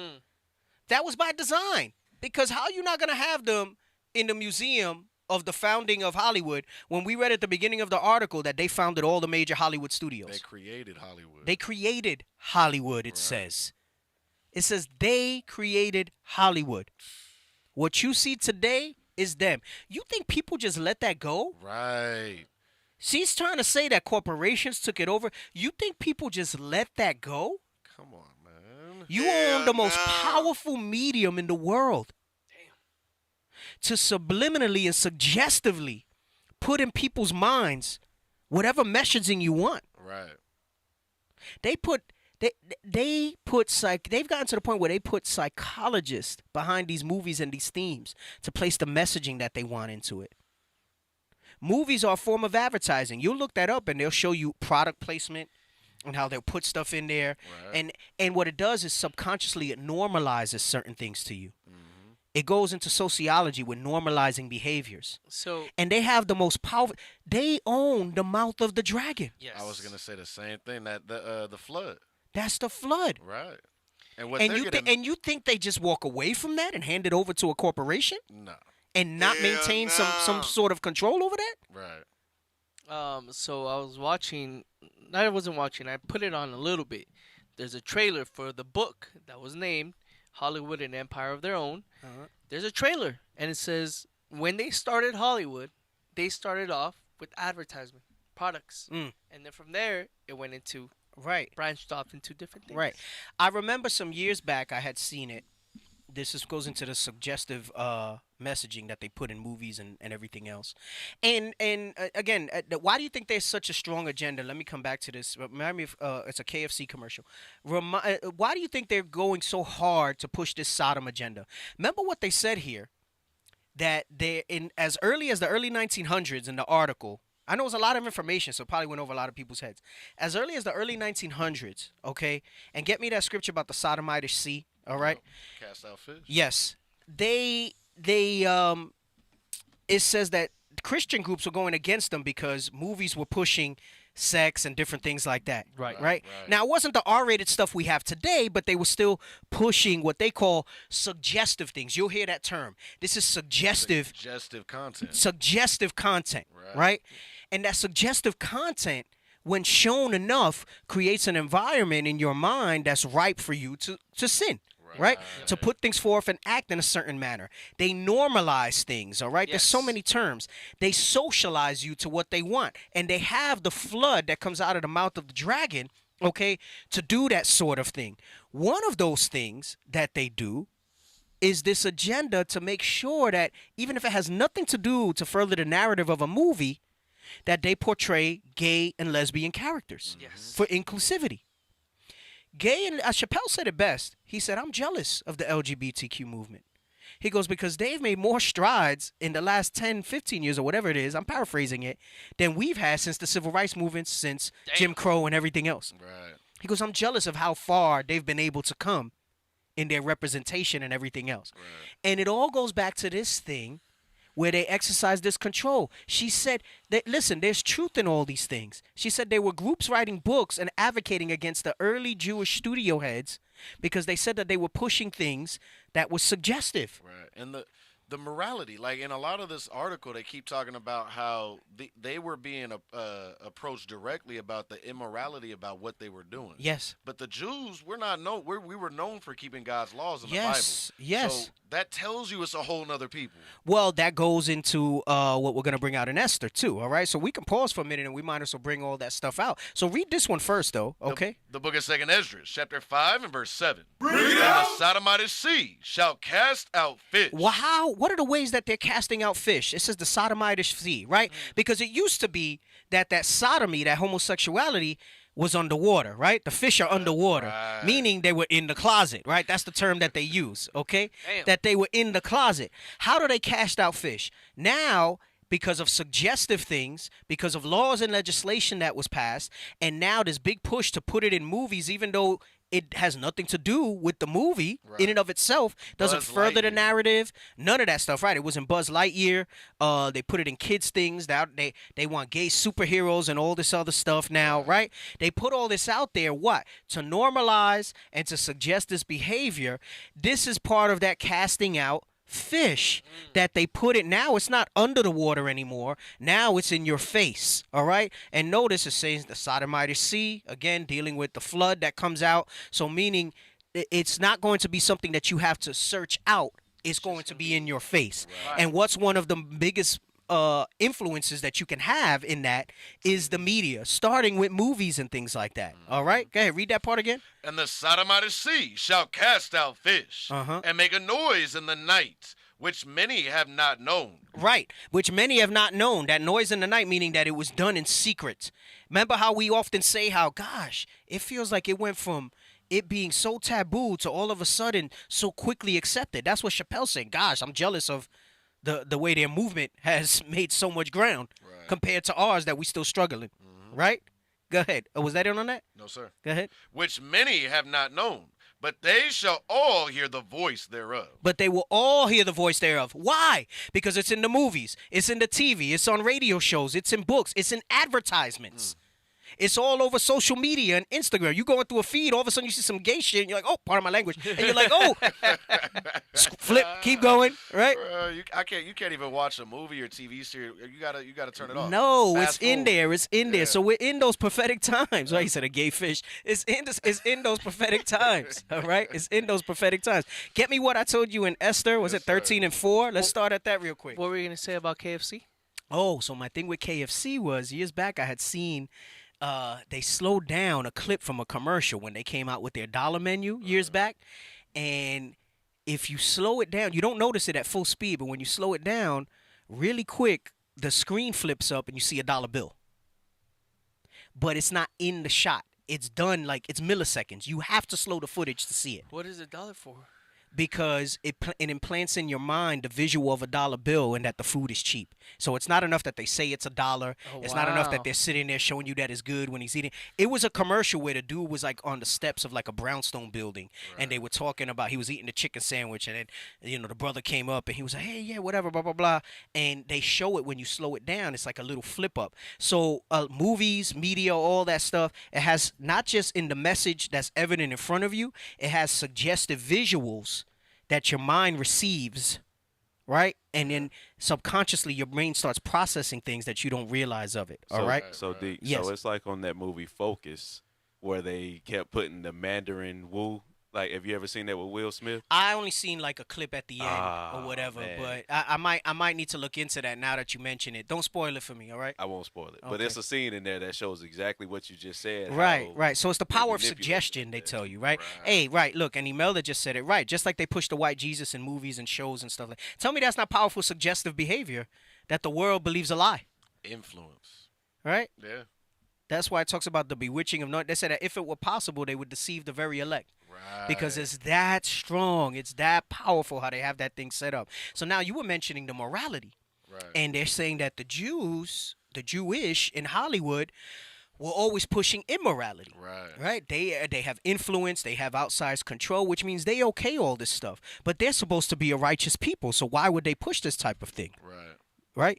This is the characteristics of the real Jews. Okay, read this. The book of Esther, chapter 13 and verse 4. Declared unto us that in all nations throughout the world there was scattered a certain malicious people. Right, so they call us malicious, and I'm going to show you some of the Twitter stuff. This is good because it'll lead into the Twitter clip and some of the screenshots that I posted of how they're coming after us in a negative light, because all we did was march and stand up and say, let's go out in mass where we can educate our people about what Kyrie and Ye had said. And we can give them more understanding. And instead, they chose to slander us. And the clip from the brother Jason Whitlock is really good. All right, we'll read it and then we'll watch the clip after we read the scripture. Go ahead, come on. Declared unto us that in all nations throughout the world there was scattered a certain malicious people that had laws contrary to all nations. Right, because if you're really keeping his commandments, it's going to show, because what he means is laws contrary to all nations is that they tell you that homosexuality is okay. We teach that it's not, because that's what the Bible says. ADL says that makes you a hate group, right? The scripture says don't marry or mix with those of the other nations, and don't mingle amongst the other nations more than you have to, right? Because Christ said you do make friends of the mammon, but it should not be above what is necessary, okay? And they tell you that makes us a hate group. Right? The scripture says, who will stand up for me against the evildoers? And we do, and we preach the commandments, and we show you who the Israelites really are, who includes the blacks, Hispanics, and Native Americans, right? And they say that makes you a hate group, right? Because it doesn't fit their agenda. So his law is contrary to everything, right? Go ahead, read it again. A certain malicious people. So they call us malicious. They put lies. They put tropes on us. Come on. They had laws contrary to all nations. They're talking about the Bible, God's commandments. Come on. And continually despise the commandments of kings. Right. And you know how that's not true? Get me that in Romans where it talks about obey the powers that be. Yes, sir. And they try to say that we roll that way. And I'm going to show you the hypocrisy. I'm going to read the scriptures first, and then you're going to see the hypocrisy of what they there, right? Of what they're saying. Go ahead. The book of Romans, chapter 13 and verse 1. Because the scripture here in Esther says that we despise the commandments of kings. That's not so. Go ahead, read that. Let every soul be subject unto the higher power. We are taught, and we must apply, that we're subject to the higher powers. In those days, it was kings. Today, it's the governments that are in place and the rulers that be. Come on. For there is no power but of God. Meaning God put those men in power. So we need to be subject to whatever they put out. Come on. The powers that be are ordained of God. He's saying that those leaders, those kings, those rulers, These fake Jews running Hollywood, that's ordained of God for a season, for a time, for a dispensation, right? That's why it says in 2 Ezra 6 and 9, right? Esau is the end of the world and Jacob is the beginning of followeth. They have a dispensation of time that their prophecy that you read in Genesis must be fulfilled. But then after that, when the time of the Gentiles is fulfilled, like Christ said, then that goes away. Come on. Whosoever, therefore, resisteth the power. So who tries to break the laws of this land? Come on. Resisteth the ordinance of God. And though they are not of us, just because they might be an Israelite in blood, doesn't mean that they're of us. So things like murder, it's against the Bible and it's against the laws of the land. Right. But they want to push a narrative that we murdered people in a Jewish market, when it was proven that that was not the case. Right. What they said was, oh, maybe they found some literature that they were looking after that. This guy that just killed, one of them's like a Mormon that killed the people in the gay club. But you don't see them talking about him being a Mormon and that the Mormon church is the devils the Bible speak of. Hey, his dad He's a also Mormon. said on video. What's that? His dad also said on video that we're Republican. We don't do gays. Yes. He said, his dad said they're Republican, they're Mormons, they're conservative, they don't do gay. Let anything like that come out of an Israelite's mouth, right? And it's condemnation. They right. condemn him, put him in prison. Nobody says. There was an article in the Post or the Daily News this week, and it was somebody who, I don't know if he went to try to murder some Jewish people or something happened and he assaulted them. He is Jewish. Damn. But they're not talking about that in the newspaper. Wow. I wish I could look it up. I don't remember where it is. All right. That lets you know they run the media. They choose what they put. What they want to highlight. He's literally I think I read something like he was raised like in yeshiva or I don't know something. He was educated in it.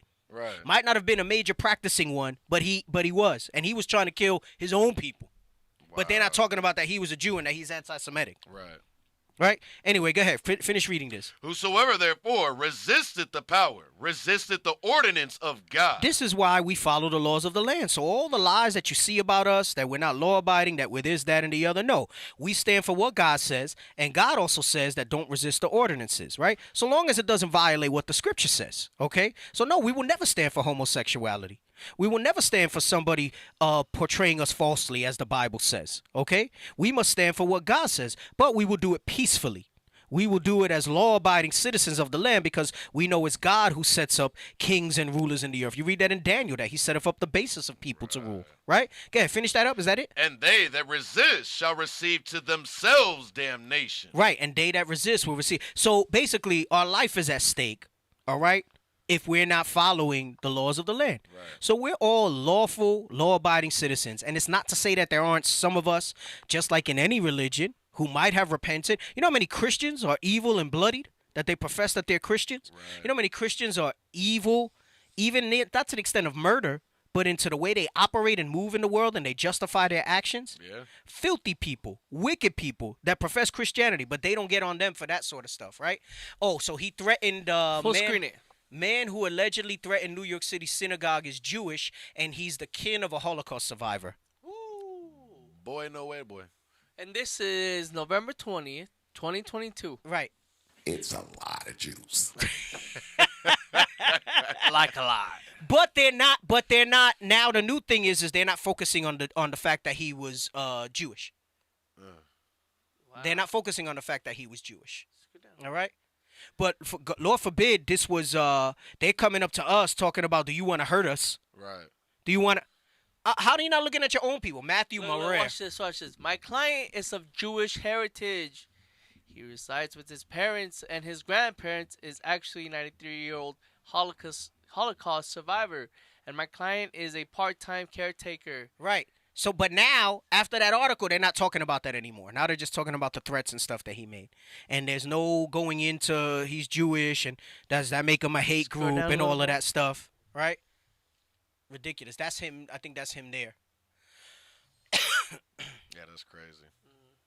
That's him there. Anyway, that's it on that. Let's finish the scripture in Esther. The book of Esther, chapter 13 and verse 5. Bring it out! Declared unto us that in all nations throughout the world there was scattered a certain malicious people that had laws contrary to all nations, and continually despised the commandments of kings. So as the uniting of our kingdoms, honorably intended by us cannot go forward. Right, because their thing cannot go forward unless their agenda is fulfilled. All right, they're raging. They're crafty counsels. Come on, read on. Seeing then, we understand that this people alone is continually in opposition unto all men. And it's not that we're not. That's what I'm saying. It's a lie. What they're saying is we're in opposition to their agenda. Right. Okay, come on. Differing in the strange manner of their laws. Right, because the laws are peculiar commandments. I think you read that in Wisdom of Solomon. Is it 14? Yes, sir. Where it says that he gave us peculiar commandments, and we are peculiar people. So if we want to be that peculiar people, that set apart people, we must keep those peculiar commandments. Come on. See, that's why those fake Jews, they try to portray themselves as oddballs. Mm-hmm. They'll go to extremes and dress all different and act all different and things like that because they're trying, again, that's the square peg trying to fit into the round hole. That's like, the Sodomites that try to act like women. They do. Right. Right. It just. They'll act feminine and things like maybe from a distance. Right. You'll be like, oh, that's a woman. Right. But then when you get up close, you just know. Seconds. You just know that it's not right. Right. You just know that it's not right. Go ahead. Come on. Seeing then, we understand that this people alone is continually in opposition unto all men, differing in the strange manner of their laws, and evil affected to our state, working all the mischief they can, that our kingdom may not be firmly established. So they call it mischief, and this segues into what I want to bring out with Jason Whitlock. All right? He says the system rewards black men for claiming an allegiance to violent street gangs and penalizes black men who explore or legitimately adhere to a religious faith. He's talking about us. Right. All right? That supports male leadership. Kyrie Irving is a pariah. He's saying that this is what they're saying.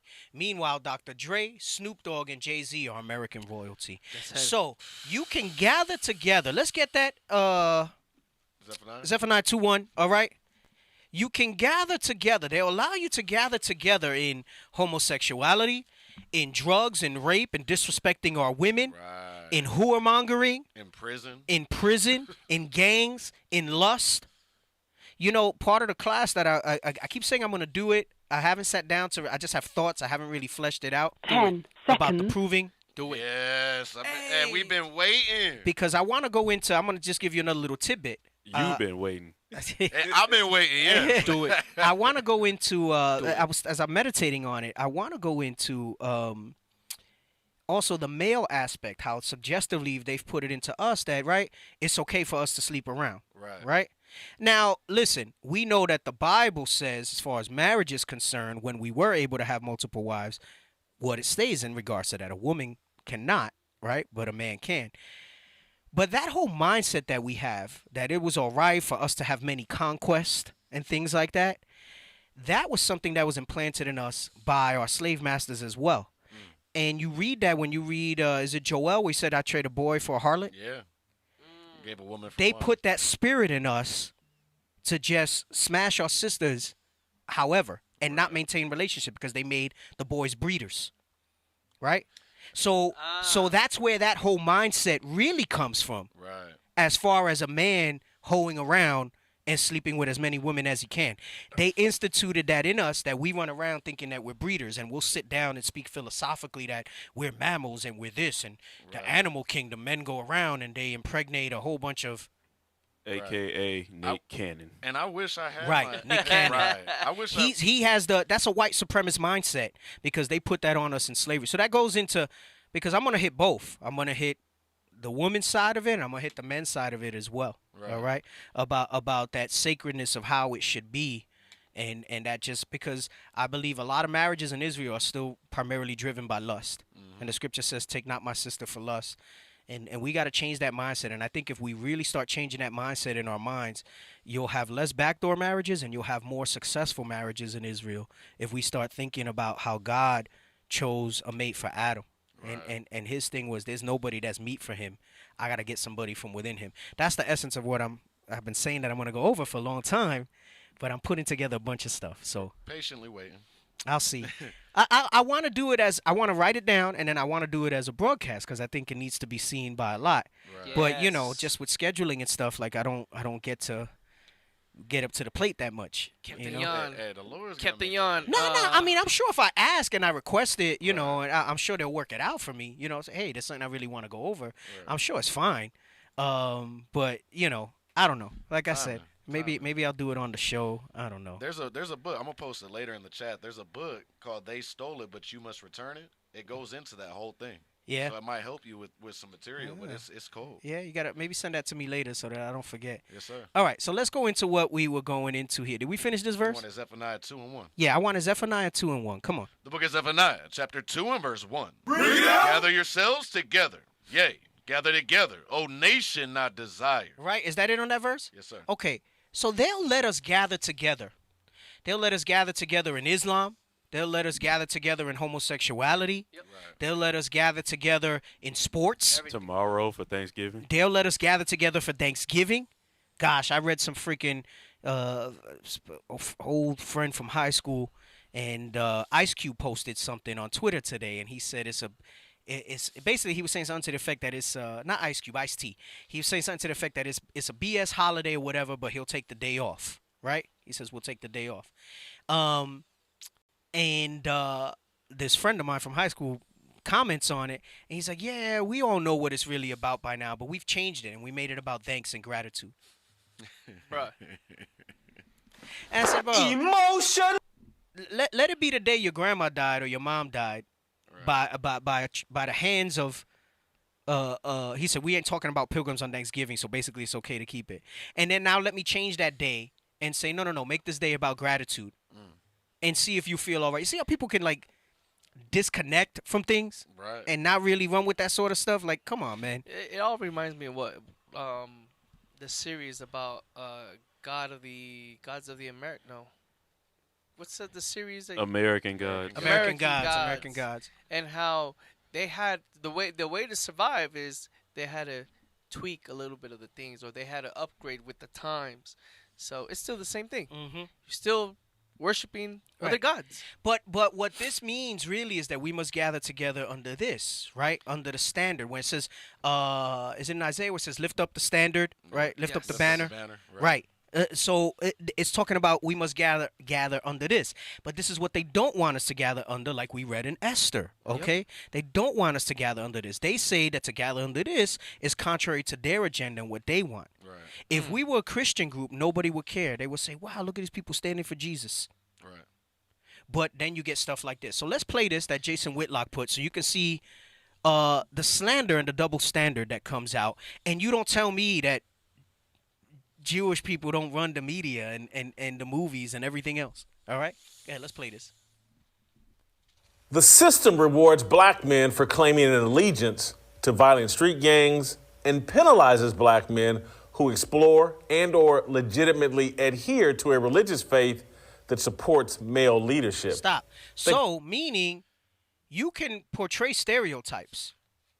You can be all those things and nobody's going to have a problem. Do you know why? Get Deuteronomy 28:37. The book of Deuteronomy, chapter 28 and verse 37. And thou shalt become an astonishment, a proverb, and a byword among all nations, whither the Lord because shall lead all nations have accepted the lie that we are nobody, we are base, that we are these things, that we are gangs, that we are into sexual violence and all this other stuff. They call us animals. We're an astonishment to them as they watch us. Man, I remember I used to read the Daily News back when I was in New York online, and whenever it was something, and you know, supposedly New York's real progressive, the comment streams on articles that had to do with black on black or Hispanic crimes or something, riddled with all types of hate and things like that. Just boom, boom, boom, boom, boom. Let them, you know, animals, monkeys, spics, wetbacks, all this other stuff that they were saying these things on the articles. And I'm like, my goodness, this is the sentiment of people. That's why everybody loved Trump so much. Right. Yes. He spoke what they thought. He spoke what they thought. He was the mouth of what they've been feeling. Right. But were too afraid to say. Right. Right? Go ahead. Let's play this. Had Kyrie Irving retweeted the movie Straight Outta Compton, a biographical drama celebrating the satanic rise of N-words with attitude and gangster rap music, there would be no controversy. Zero. The NFL would ask Irving to crip walk at halftime of the Super Bowl. Stop. You know why he's saying that? Because that's what Snoop did. Damn. When Snoop performed, they let him crip walk. There's like a gif about it where he's there like dancing at the suit. He's crip walking. That's crazy. So you can glorify that. You can gather together in that BS. Right. Hey, they let him crip walk and let Kendrick Lamar have like basically a prison setup of black men when he performed. Right. So you can portray the stereotypes, but you cannot portray the righteousness. You cannot come together in unity and in leadership. It's an astonishment to them to see so many black and Hispanic men together marching in unity and there not be violence. I've said this before. How many times do we go to a major event? I see it every year at Tabernacles. And they're like, oh, wow, you guys are so well organized and stuff. What they really mean is for a bunch of Negroes and Hispanics, I want to say the bad words, but you guys are pretty we don't well see behaved. this. Right. We don't see what this isn't Deuteronomy 20:37. We went to New Mexico for the New Mexico Blitz. Mhm. They said, where are you guys from? We know you guys aren't from out here. Where are you guys from? It blew And my listen, mind. it's not to say, I mean, our people deserve a lot of that because that's the way historically we've rolled. Right. But when we start to roll in righteousness and we gather together, this is basically what he's going into. It's not all right. Okay? Go ahead. Continue. Let me not stop it again. Hopefully. Kyrie Irving is a pariah. Meanwhile, Dr. Dre, Snoop Dogg, and Jay-Z are American royalty. That says something really negative about American culture. What are you going to say? I was saying, he got your gavel right there. Oh, he got the gavel like I got? Like Yeah. he got the gavel? Yeah. Right. So he makes a very heavy point. And let me show you what that is. All right, let's bring up I said the screenshots now, right? Is that what I said next? Okay. So here you have a picture, all right, of our brothers and sisters outside the Barclays Center. And they say Black Hebrew Israelite extremists are just as racist, violent, anti-Semitic, and misogynistic as the Proud Boys and should be treated no differently. Where's the That's just the first part. That's just the first part. They said we're racist, we're violent, anti-Semitic, because we quote what the Bible says in the Table of Nations about people. Listen, bring this up, but bring up the Encyclopedia of Jewish thing that Officer Yakin sent, all right? We're going to come back to this screenshot. We're going to finish up because he says something even more erroneous after that.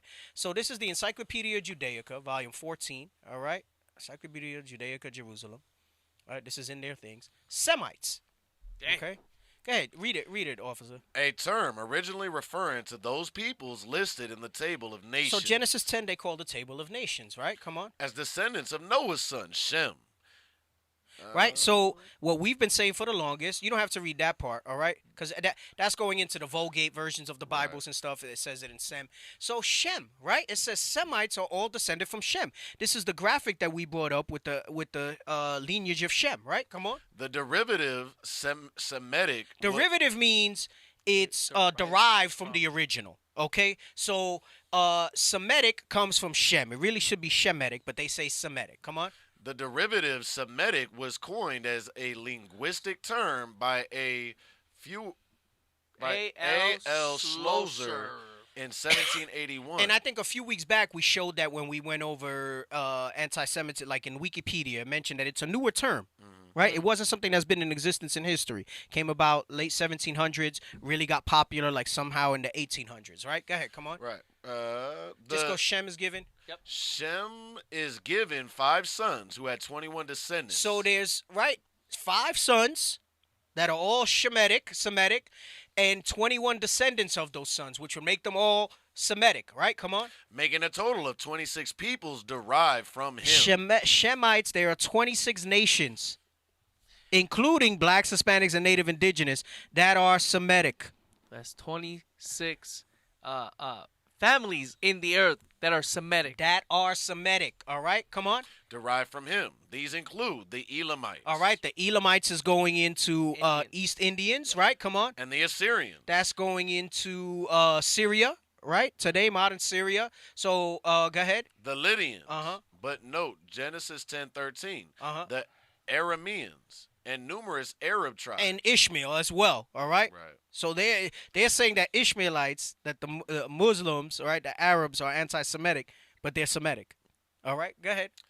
They are spread from Lydia eastward through Syria and Assyria to Persia. Their northern boundary is Armenia, and their southern the Red Sea, and the Persian Gulf. It's telling you how broad it is when you deal with Semites, right? Come on. Early in the development of modern ethnology, it was realized that the list in Genesis combines peoples that sometimes have nothing in common, but geographic propinquity. Semite was then defined by the supposed physical characteristics of the chief surviving representatives of the list. Right, so they said, look, we're just doing it by geography. Now let's go by physical characteristics. Come on. The Jews and the Arabs. Dolichocephalic. That. I'm probably saying it wrong, but skulls, come on. Skulls, curly, and abundant hair. Right, so in Spanish, when we said that Christ had woolly hair, we made a joke out of it because we didn't use that word that often, but we were teaching over there, it's colocho, right? Which means like curly, but it's just going into woolly, right? Like woolly hair. Come on. Curly hair and abundant hair. Slightly wavy or straight, strong beard. See, I got a very, my beard is coming in. It's very. I meet those characteristics. What are you talking right? about? It's coming in. It's already there, bro. What are you talking about? Come on. Strong beard. Here we are. Predominantly black. What? Predominantly black. Come on. Prominent, straight or aquiline nose, oval face. Oh my goodness. Predominantly black. So it says it's predominantly black, prominent, straight or aquiline nose, oval face. Anyway, the point is, most of the Semites, all right, Semitic, all right, are predominantly or were predominantly black. That's what it's speaking about. All right? Now let's go back to some of this. We're gonna wrap it up in a few. And like I said, we'll just pick it up again. I know I had another article, but we'll just pick it up again next week. Because I know there's a lot going on. It's a lot. Anyway, like a lot. So like a lot. Like a lot. So it says Black Hebrew Israelite extremist. All right. So you're a pariah when you stand together in any type of unity. If we were there as a gang or whatever it is, so it got to be that we're all these different things, are just as racist, violent, anti-Semitic, and misogynistic as the Proud Boys, right? And we've done nothing of the sort like what the Proud Boys have done, and should be treated no differently. BHI explicitly targets Jews and killed more Jews in 2019 alone than any other group of the last decade. Are they insane? Right. Didn't they have, what's it called, that the Church of Tree of Life Church massacred? Was it Pennsylvania or Jersey? Something like that, yeah. It was an Edomite who did that. Hey, Deke, we violent, but they stormed the Capitol. Yo. Right, they stormed the Capitol. We violent, but they stormed the Capitol. Nothing of the sort. Nothing of the sort. But people are going to run with this without validation, right? Without validation. Let me get the next one. I'm reporting this tweet, she says, because you are a bald-faced lying racist. And how can Jews say Jews will not replace us? You are sick. You are anti-black. You are a mediocre, insecure, weak male. You lie to feel good about your existence. So some people are in our corner, right? This one says, the fact that you had to create a false quote to fill your hateful false narrative speaks to your low character. So we got people who are not even repenting that are people that are starting to see it for what it is. So it's a beautiful thing that's going on in this regard, right? This is that light, right? In darkness that's coming out. All right, come on. And for the viewers that don't know what that hat means, that means he capping. Right. He capping. That's what that means. Wow. Okay. All right. I didn't know that. Go ahead. What else we got? Look at this one. They saw them lining up under the Arch of Triumph in Brooklyn. It says paramilitary type. We are paramilitary type, meaning we have military aspects, order, discipline. All right. Black, but our warfare is not carnal, like the scripture says in Ephesians. It's spiritual, okay? So the casting down of imagination, so on and so forth. This is why it says we have to put on that whole armor of God, all right? It's spiritual warfare. Casting down imagination, spiritual wickedness in high places, all right? So he says, formation at Grand Army Plaza, singing on a loop. Hey, Jacob, it's time to wake up. I've got good news for you. We are the real Jews. This is true. Giving out leaflets on the truth about slavery, too. Go ahead, come on. Look at this guy. This guy's real violent. Right. Yiddish Liberty 18. Wake up, Yidden. Get a gun. The real threat. Train. Stay and fight or pack up and move, but do not wait and do nothing. Time to destroy Amalek. So he's trying to say we Amalek. Right. Yes. He's trying to say we Amalek. And if I had more time, this is when I wanted to go into all the scriptures and run it all the way back with Herod, John Hyrcanus, and all of that stuff. But again, we'll have to see how it plays out for next week. We'll see. All right.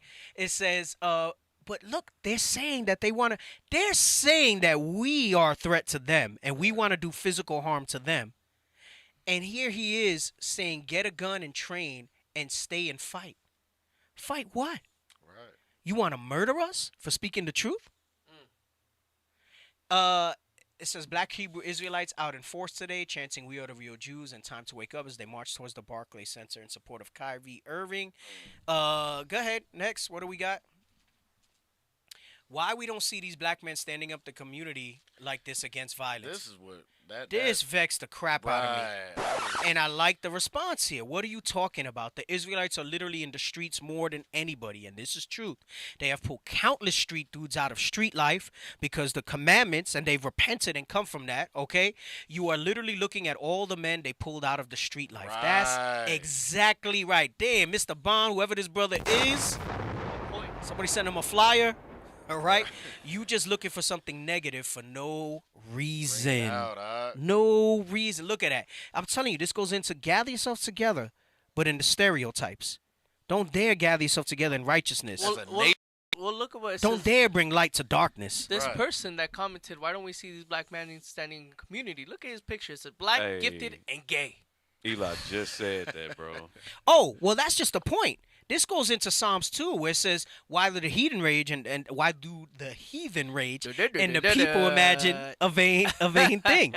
Because it's the commandments put a foot in someone's behind. Yeah. And you know you can't roll in that homosexual. Why don't we see these black men standing in the community? How about you stand in the community and stop violating other men booties? The hell's this? What the hell is this? Go ahead.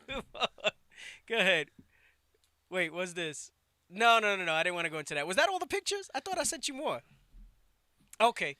You're not going to talk Kanye out of being anti-Semitic by calling him anti-Semitic. The guy has fallen for Black Hebrew Israelite propaganda. He thinks he's Jewish. No, he is a Jew. Believes he's a Jew. You have to defeat the Black Hebrew Israelites. These are declarations of war against us. This is what we read in Esther. All right? This is declarations of war against us. It says you have to defeat the Black Hebrew Israelites first. Someone said, how can they be defeated? Then this guy says, spreading education on the actual story of Israel. It's a story. It's not history. Right. He spoke true. Wow. It's a story. And then maybe I'll just run this last little clip of, I'm going to send it to you. I'll let you guys talk after we finish these pictures. And of the guy that says, it's against the Bible that they created the state of Israel. Damn. Spreading education on the actual story of Israel. Why don't you go ahead and do that? Because that's what it is. It's a fictitious story. Right. All right. And also by directly providing arguments as to why Louis Farrakhan has nothing to do with us. I was thinking the same. What is Louis Farrakhan even? He's lost in Islam. We all look the same to them. Yes. Louis Farrakhan is not just a hateful bigot, but factually wrong. This is what he says. It has nothing to do with Louis Farrakhan. Next, we got any more pictures? You got any more pictures? If not, I'm going to send this YouTube. Okay, you brothers talk while I send this YouTube real quick. Give me Isaiah 5 and 20. Isaiah 5 and 20. The whole time we were going over these images, and we see our people against us, and we see the heathen raging, right, against us. And when I mean the heathen is other nations that don't want to see us. They want to see blacks, Hispanics, and Native Americans in unity. They don't want to see them standing up for what is right. They don't want to see us standing up to take care of our families, of our kids. Most of all, they don't want to see us come back to our heritage. To being a nation. Hey, before you read that, I saw you posted. Put this thing about Michael Kadar up. How come they're not talking about this? Yeah, that one. Right there. Put those pictures up of all those. Oh, you put that up, Ashaya, right? Yeah, put those up. I'll send those to me up. Full screen that thing. Michael Kadar, Israeli Jew who made over 100 bomb threats to Jewish community centers in order to manufacture a phony wave of anti-Semitism. Right. So here's yet another one, right? Israeli Jew. made over 100 bomb threats, 100. But supposedly in 2019, BHI's murdered countless Jewish people, more than in the past decade. Where? Right. Where was this? You think that if you just say it and put it out there, that some people will believe you? They'll run with it. Yeah, they'll run with it. Where's this BS? All right, go ahead. Come on. Go to the next one. Man charged exclusive. Man charged with drawing swastikas in Uptown before election day is Jewish. And he was arrested before 2016 election for threatening a woman. I'm going to rape you and I'm going to rape you. You effing Republican. Violent Jewish people. I don't know. Go ahead, come on. This guy's Jewish, yep. Yep. Jewish suspects arrested over swastika graffiti on synagogues. So they'll blame it and they'll say it's anti-Semites, but it's their own people. Quite literally. Yep. And I think there was one more. Give me a second. It says police believe 2 teenagers were behind paint attacks in whatever. It's all right. Go ahead. Come on. Next one. There's another one. There's one more. It's like a caricature with the hook nose. He was still downloading them, and he's grabbing that one real quick. Okay. All right. With the hook nose. And then go ahead. While he brings that up, go ahead. Finish what you were going to say. You were going to bring out a scripture? And then I want to show this clip about this fake thing, and then we're going to wrap it up.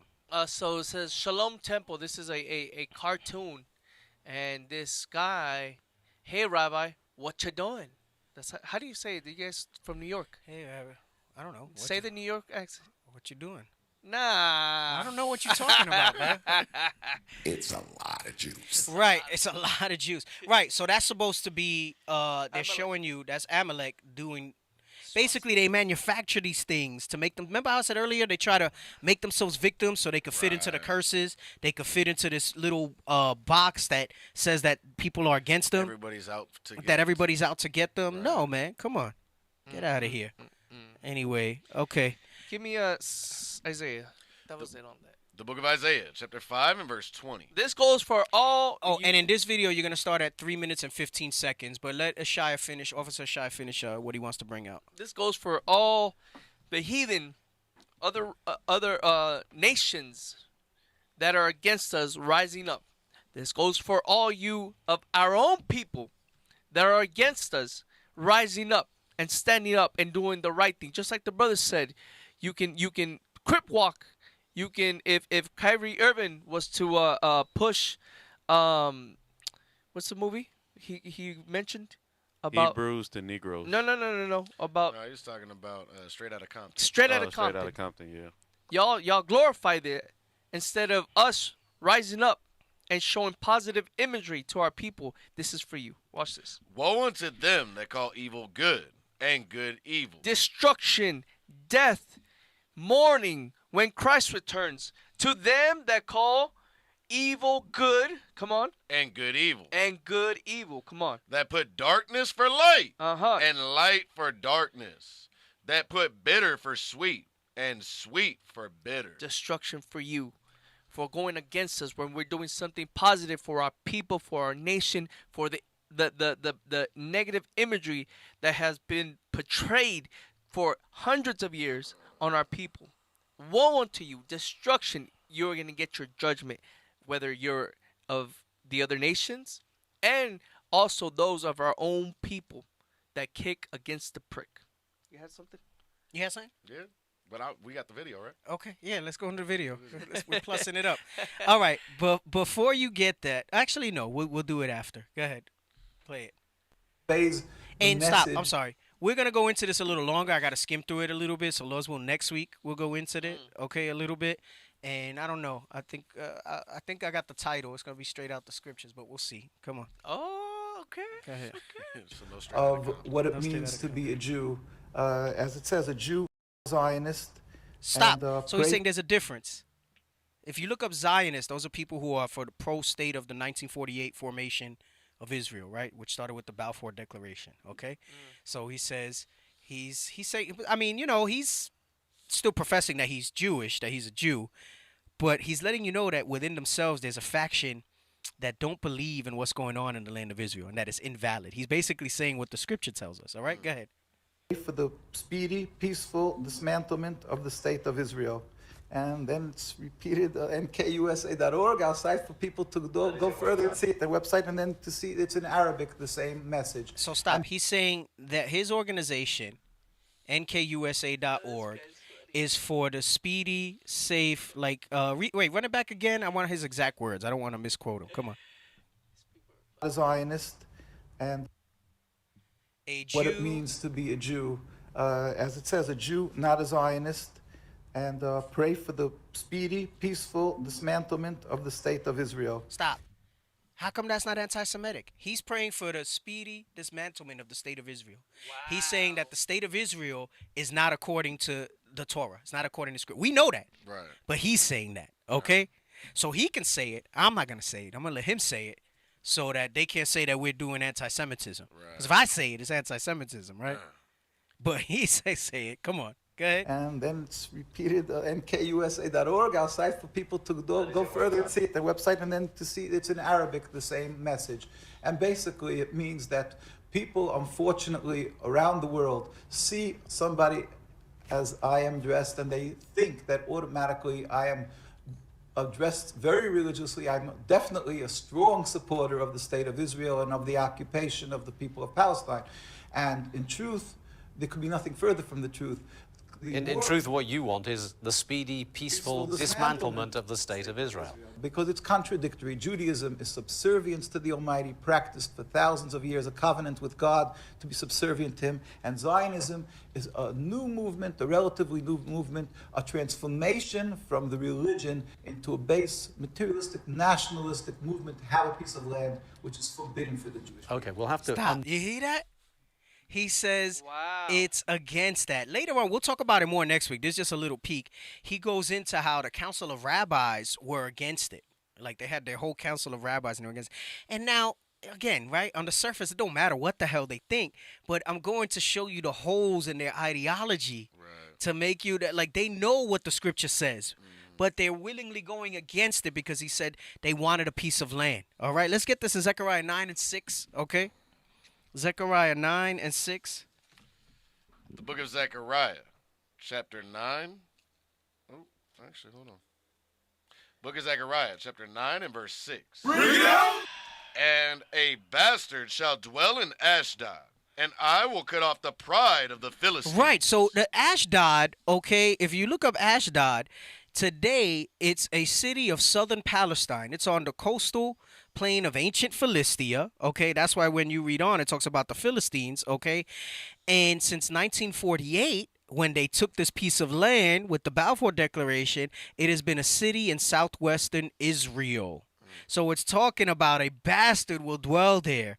This is what he's referring to, but he won't say it. I think he might say it later in the verse, or it comes up somewhere. But he says, a bastard shall dwell in Ashdod, letting you know that this is not them, right? Let's just play a little bit more of it, all right? Just a little bit more. Pick this piece by piece, I think, because for most people, the idea of the state of Israel is fixed within a very rigid framework, and what they understand about the existence of Israel is by and large very uniform, at least according to what you read in newspapers. So let me try and get your position clear on this. What you're saying is that the existence of Israel is somehow against your religion.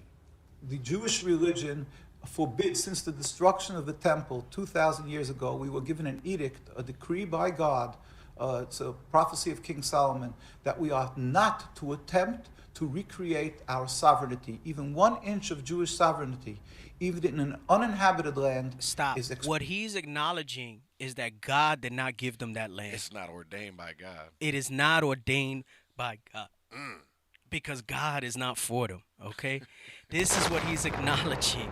Because the real Israelites are not there yet. And then you got morons in the chats talking about Mississippi is Israel. Yo, the Bible prophesied. That's a new doctrine. The Bible, I feel bad for you if you think that Mississippi is Israel, because the Bible says that this place is going to be a smoldering. Burnt. It's going to be burnt. You're going to see the smoke rising as a memorial against Esau and how he's brought down, so that the Most High could show the measure of his power, because he did it against Egypt. And it's going to be a greater one when he takes down this place, all right? Of all places, Mississippi, though? Bro. Yo, hey. That's Judah, bro. That is Judah. That's Judah. That's Judah. I'm gonna tell you how Bishop Yawasop say it, and then how Christ and how the Bible say about Christ. The Negro is a phenomenon, or in other words, in the words of the Scripture, Christ marveled. Yo. Christ marveled at Judah mainly. Hey, I think it was all of us. I'm sorry. No, listen, we all messed up, but I gotta take my shots. Yeah. Let's take our shots. I got deserve my that shots. one. Hey, We Judah. deserve all that. Hey, Judah. I want to know something. Hey, the homeland is in Mississippi, bro. Let me find out. The paradise and the kingdoms in Mississippi, bro. What's up? Go ahead. Play a little more of this, and then we'll move for closing comments. Go ahead. Expressly forbidden. And we Jews wait for the day when God will make a miracle where all humanity will serve him in harmony. We won't have to convince an atheist that there is a God. Stop. Run it back a little bit. He said something heavy there. Come on. Humanity will serve him in harmony. No, a little bit more. Okay. Even in an uninhabited land is expressly forbidden. And we Jews wait for the day when God will make a miracle where all humanity will serve him in harmony. Stop. He said, "Where all humanity will serve in harmony." That's Isaiah 14. Is it Zechariah 14, where it says, "From year to year they'll come up to keep the tabernacles." Oh, Isaiah says the new moons, but I think it says the Feast of Tabernacles in Zechariah 14. Yes, sir. It says like Go they'll ahead, bring read that real gifts quick. and all Yeah. that. The book Was that, soldier? It says like they'll bring the gifts and all Yeah, that. go ahead, read that. He Zechariah gonna 14, read. Yeah, he gonna read it. He gonna read it. The book of Zechariah, chapter 14 and verse 16. Notice the slickness. See, he says that, and they're not a hate group. It says where all humanity will serve, right, in harmony. Right. That goes into what we brought out in Amos 9 and 12 last week, and we will possess the residue of the heathen. Right. We possess the remnant of Edom. All right. When it goes into call by my name, there's two things in call by my name. It's call by his name, that the names that God gave him, and that's the ones that say they are Jews and are not. That they're saying that they're Israel. Right, because that's not harmony. No, that's not harmony. Right. Go ahead, read this real quick. The book of Zechariah, chapter 14 and verse 16. And it shall come to pass that every one that is left of all the nations which came against Jerusalem shall even go up from year to year to worship the King. That's what he's talking about here, to worship Christ, okay? The black Messiah who is from the tribe of Judah. I know maybe Turf Baby, maybe you new to the show. Listen, it's not hating on Judah, right, okay? Right. My brother here is Judah, okay? Right. I've gone at length to talk about on this show about that stuff, but ain't nobody that advocate for Northern Kingdom, so I'm gonna advocate for Northern Kingdom. Right. All right. It's in good fun. It's just jesting. All right. I've said this. I've said this time and again. We would not know who we are if it was not for Judah putting in the work and laying the foundation for what's being done today with all tribes. Okay. All right, but it's the 11th hour. It's the 11th hour, and it's time for Northern Kingdom to get some props. All right? Right. For years we've been the butt of jokes and silly dove and all that stuff, so we gotta bring it out, and I gotta call it when it's there. It's all right. It's all in good fun. Come on. And it shall come to pass that every one that is left of all the nations which came against Jerusalem shall even go up from 1 year to year to worship the King. Right, so it's saying, so when he says that they'll serve in harmony, he's quoting this, he's quoting Isaiah, where from new moon to new moon. Go ahead, is that it on it? Nope. Go the ahead. Lord of hosts, and to keep the Feast of Tabernacles. Right, and to keep the Feast of Tabernacles. That goes into, get Revelation 22. I was going over this with Officer Cornelius the other day, all right? The book of Revelation, chapter 22 and verse 14. Bring it out! It's been proven Christ is not black. Not by the Bible, Rudy settles. He says, I believe a lot of what you guys say. And I hate to tell it to you, Rudy. If you cannot accept that Christ is black, then I don't see how you accept that the Israelites are the blacks and Hispanics and the Native Americans and those scattered under the churches. Because it starts with that. The generations of Christ going into the genealogy in Matthew 1. Right. If you go into any other type of thing that Christ is not a black man, according to the Bible, then it's going to be impossible for you to fully embrace what the scriptures say. All right. That's why that's so important, because that goes into you accepting that Israelites, according to the flesh, are who they are today in these last days. If you think he's any other color or any other shade or any other nationality, then you're off to the wrong start. Okay. And no, let's get this. And no, we do not.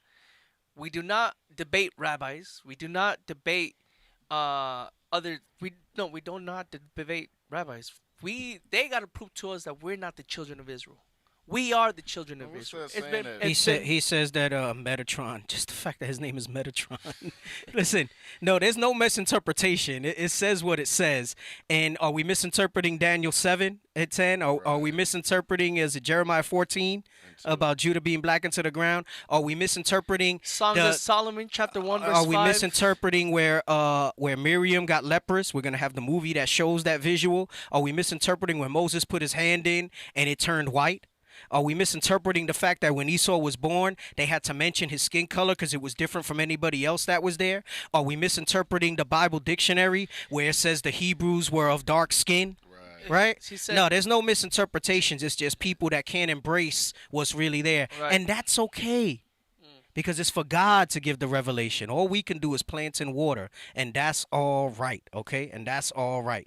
Anyway, go ahead. Read this, what I was saying. Revelation 22, start at 1. I think it's 1 and 2, because I want to make the point of what he's saying here and how you see that in Revelation, which is the fulfillment of Zechariah, which is the fulfillment of Isaiah 66 about new moon to new moon. Is it 66? Yes. All right, go ahead. But we don't need it now. We don't need it now. Go ahead. Come on. The book of Revelation, chapter 22 and verse 1. And he showed me a pure river of water of life, clear as crystal, proceeding out of the throne of God and of the Lamb. Come on. In the midst of the street of it, and on either side of the river, was there the tree of life. And that's representative of Christ, all right? He is the tree of life. Come on, read on.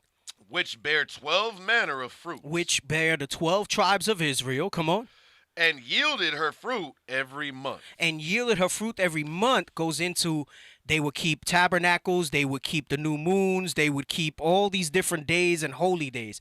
Her fruit is the laws, because there's laws and there's customs that have to be followed every month. Come on. And the leaves of the tree were... And the leaves of the tree, come on. Were for the healing of the nation. Because it's the laws that heal us. It's God's laws that heals the nation of Israel and that makes us whole. That goes into what he's saying, where all nations will serve in harmony, okay? The healing of the nation is that middle wall of partition being broken down, us returning as Israelites, okay? Accepting what you read in Revelation 14 and 12. Let's get that real quick. Come on. Exodus what? Revelation 14:12. The book of Revelation, chapter 14 and verse 12. Come on. Read it out. Here is the patience of the saints. Yo, this guy don't stop. It's all right. You can leave him. You can leave him there. Come on. Here is the patience of the saints. Right. For those who don't want to believe that Christ is the black Messiah. Come on. Here are they that keep the commandments of God. So you must keep the commandments of God. This is the leaves, right? Dealing with the laws that are for the healing of the nation, the fruit and the leaves, right? Come on. And the faith of Jesus. And the faith of Jesus. And the faith of Jesus, all right? Because the faith of Jesus is going into what? That you believe that he is from the tribe of Judah, a black man that's going to come back and save his people from their sins, like you read in Luke 1, okay? Anyway, bro, this dude say he's eating off the tree. Did you take the comment out? You took it out? I did. Oh, man, you should have left it in there. Yo. He said, I've eaten off the tree of life in Mississippi. You ate off some dirty-ass tree in Mississippi then. Bro. Yo, this guy keeps on coming, bro. Like, how many profiles do you have? How many passwords do you have to keep up with, bro? What's wrong with you? Bro, Get you a know, life. he's trying to build on another man's foundation is what he's doing. He's trying to grab people out of here and stuff like that. Oh, my God. He said, and then he got Rudy Settles in there, too. Oh, there's no way to get woolly hair and the color black in the old Hebrew. Oh, my goodness. Listen, we'll finish this guy's video. Oh, my gosh. Did you see the video that Issachar posted of this guy? He married an Edomite. Speaking of that, he married an Edomite. He called her his fluorescent angel. No, his fluorescent skin angel. Damn, man. Oh, it's an alder tree. All right, all praises to the Most High, man. Why don't you come into one of our sanctuaries if you're in Mississippi?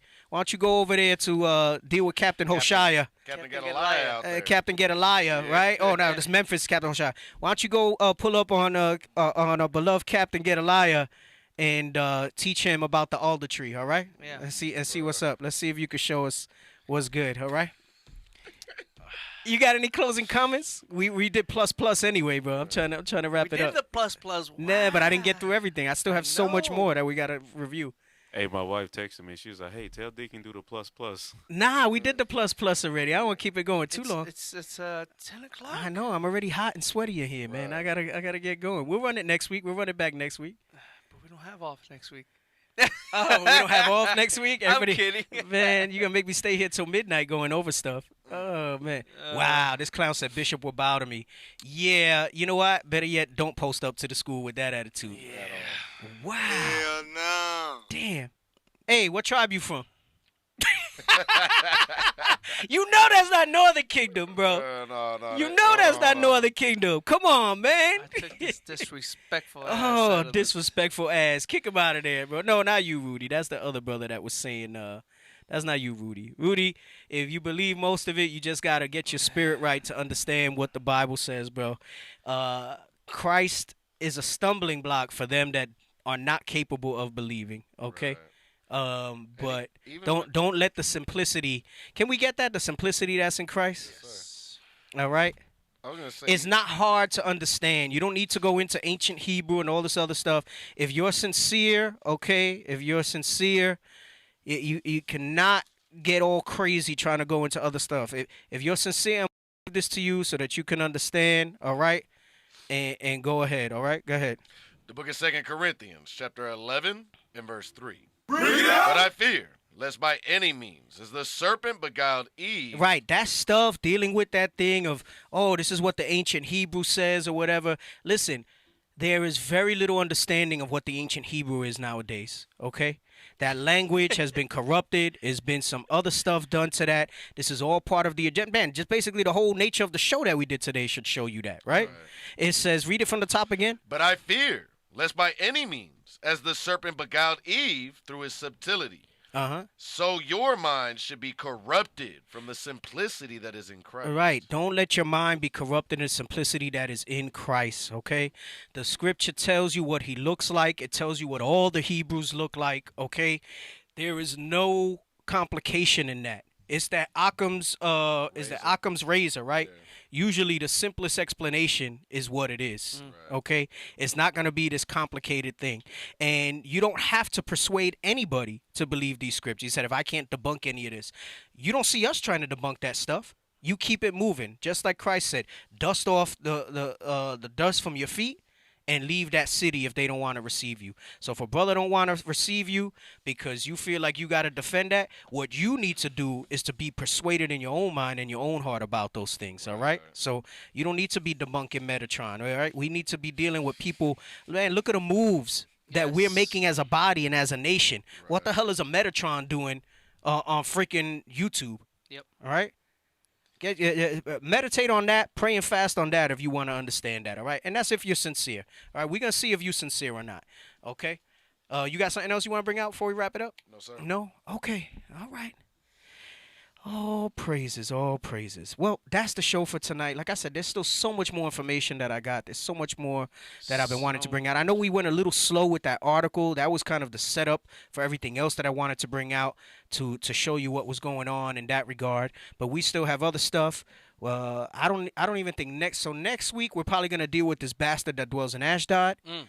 And then we'll probably need at least another show to go into the invention of the white man, the invention of the white race.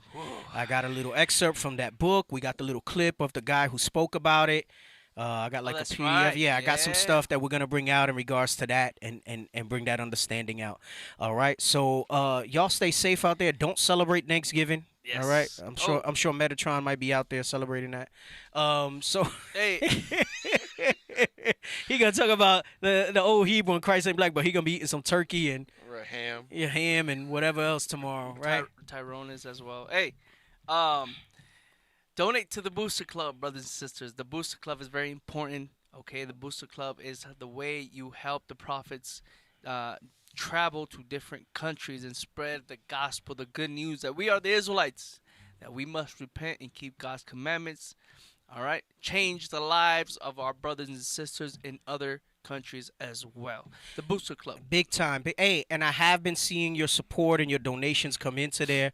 All praises to the Most High for that, for your spirit to give and to help, okay?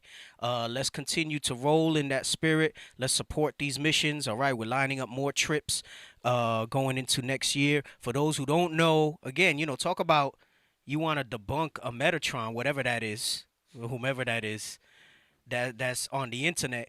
We build in schools in Africa. Yes. All right. Lord's will, we're going to have a grand opening there soon. Camera, what's going on? We got all types of stuff going on. No, they're on us. I think that's just frozen there. No. Well, they're on you. They're not on me. I mean, you're the one talking. Yeah. So, anyway, all praise to the Most High. We appreciate y'all tuning in for the support. All right. Continue to check us out. Go over to IUIC Phoenix on YouTube if you're watching on the classroom page. We're trying to grow that, page so more of our people can be reached in that regard. Okay. Y'all stay safe. Don't celebrate Thanksgiving. And don't eat the leftovers either, all right? Right. You can make that type of food anytime you want. Anytime. How to donate to Matthew 213. Go to Matthew213.com. All right, Matthew213.com. They started building the sets for the next movie project. Really? Yeah, they started building the sets. I was actually just speaking with Deacon Isaac before I came into the show. I think they're going to start doing some filming at the end of the month. So we'll be pushing that project out, and we got many more that we'd like to pull out. I know we've been wanting to tell the story of the Maccabees for a long time. Let's go. I don't know. We got to see. We need the funding. Hey, all right. Deacon. Yes, there's going to be a class tomorrow if you want to escape the Thanksgiving madness. I believe they're going to start at 4 p.m. Eastern. I believe Deacon Lava, Deacon Malachi going to bring some stuff out if you want to go over that. All right. And if there's not any live classes, I know we got Daily Bread tomorrow. There's a lot of stuff that can keep your mind off that wicked holiday, especially if you're newer to this. To me, it's a regular day. I'm going to get up and go to the gym, and, we got 30 days of camp. We're going to go out to camp here. We have, our own gathering that we're going to do and all that. So, anyway, y'all stay safe, stay in the spirit, all right? And Most High in Christ bless you all. Hey, Deke, real quick, you said just to make sure that there's no confusion with them, you said you can make that type of food anytime you want. Yeah. Make sure it's lawful. Because, some people had that ham and stuff. And no, not that. Way. Yeah. You're right. You know what? And I appreciate that because some people might be new and they not realize that. Right. As long as it's lawful, you can make that type of. You can make a turkey whenever you want. You can make, your sweet potato casserole, your mashed macaroni and cheese. Right. You can make those things whenever you want. Don't gotta be for Thanksgiving. All right. Rudy, give us a call. To Israel United in Christ, or you send us a message on Israel United in Christ if you have some questions. All right. Yeah. All right. Okay. With that, we say shalom. Shalom. Most High in Christ bless.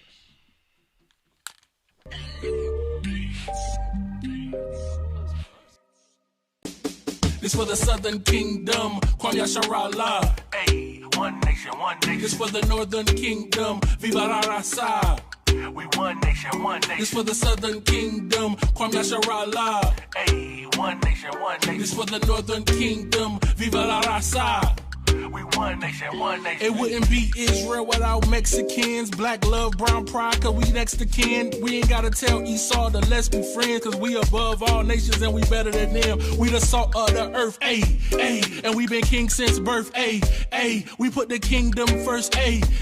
And they gon' get this work, ayy. We was chosen, not cause we the most of the people. Few in numbers, but we over the people. We gods of this earth, we ain't supposed to be equal. Stop playing, you emotional people. The good gotta triumph over the evil. So my foot's on the throat of the eagle. Their tongues will confess that we the people. Cause my nation ain't never been feeble. For the Southern Kingdom, Kwam Yasharallah. Hey, one nation, one nation. This for the Northern Kingdom, Viva la Raza. We one nation, one nation. This for the Southern Kingdom, Kwam Yasharallah. Hey, one nation, one nation. This for the Northern Kingdom, Viva la Raza. We one nation, one nation. I can't take one step without my brothers too. Vámonos muchachos, yeah, you know there's one for you. Me gusta arroz con pollo, tacos chilangos, sipping on cervezas with all mi hermanos. Judah and Ephraim, that's the two kingdoms. Now we one nation over these heathens. Royalty bloodline, we be the choice vine. Better repent for you run out of time. My father gave me salt and the light, yeah. We're strong in the Lord and his might, yeah. Better be careful of fire. Change all your ways or you'll be his desire. Whoa. Whoa, gotta stay away from Satan, changing my mind frame. Yeah, you know we dying daily, turning it up on a feast day. Put this on replay, no longer divided cause we all one nation. This for the Southern Kingdom, Kwame Sharala. Hey, one nation, one nation. This for the Northern Kingdom.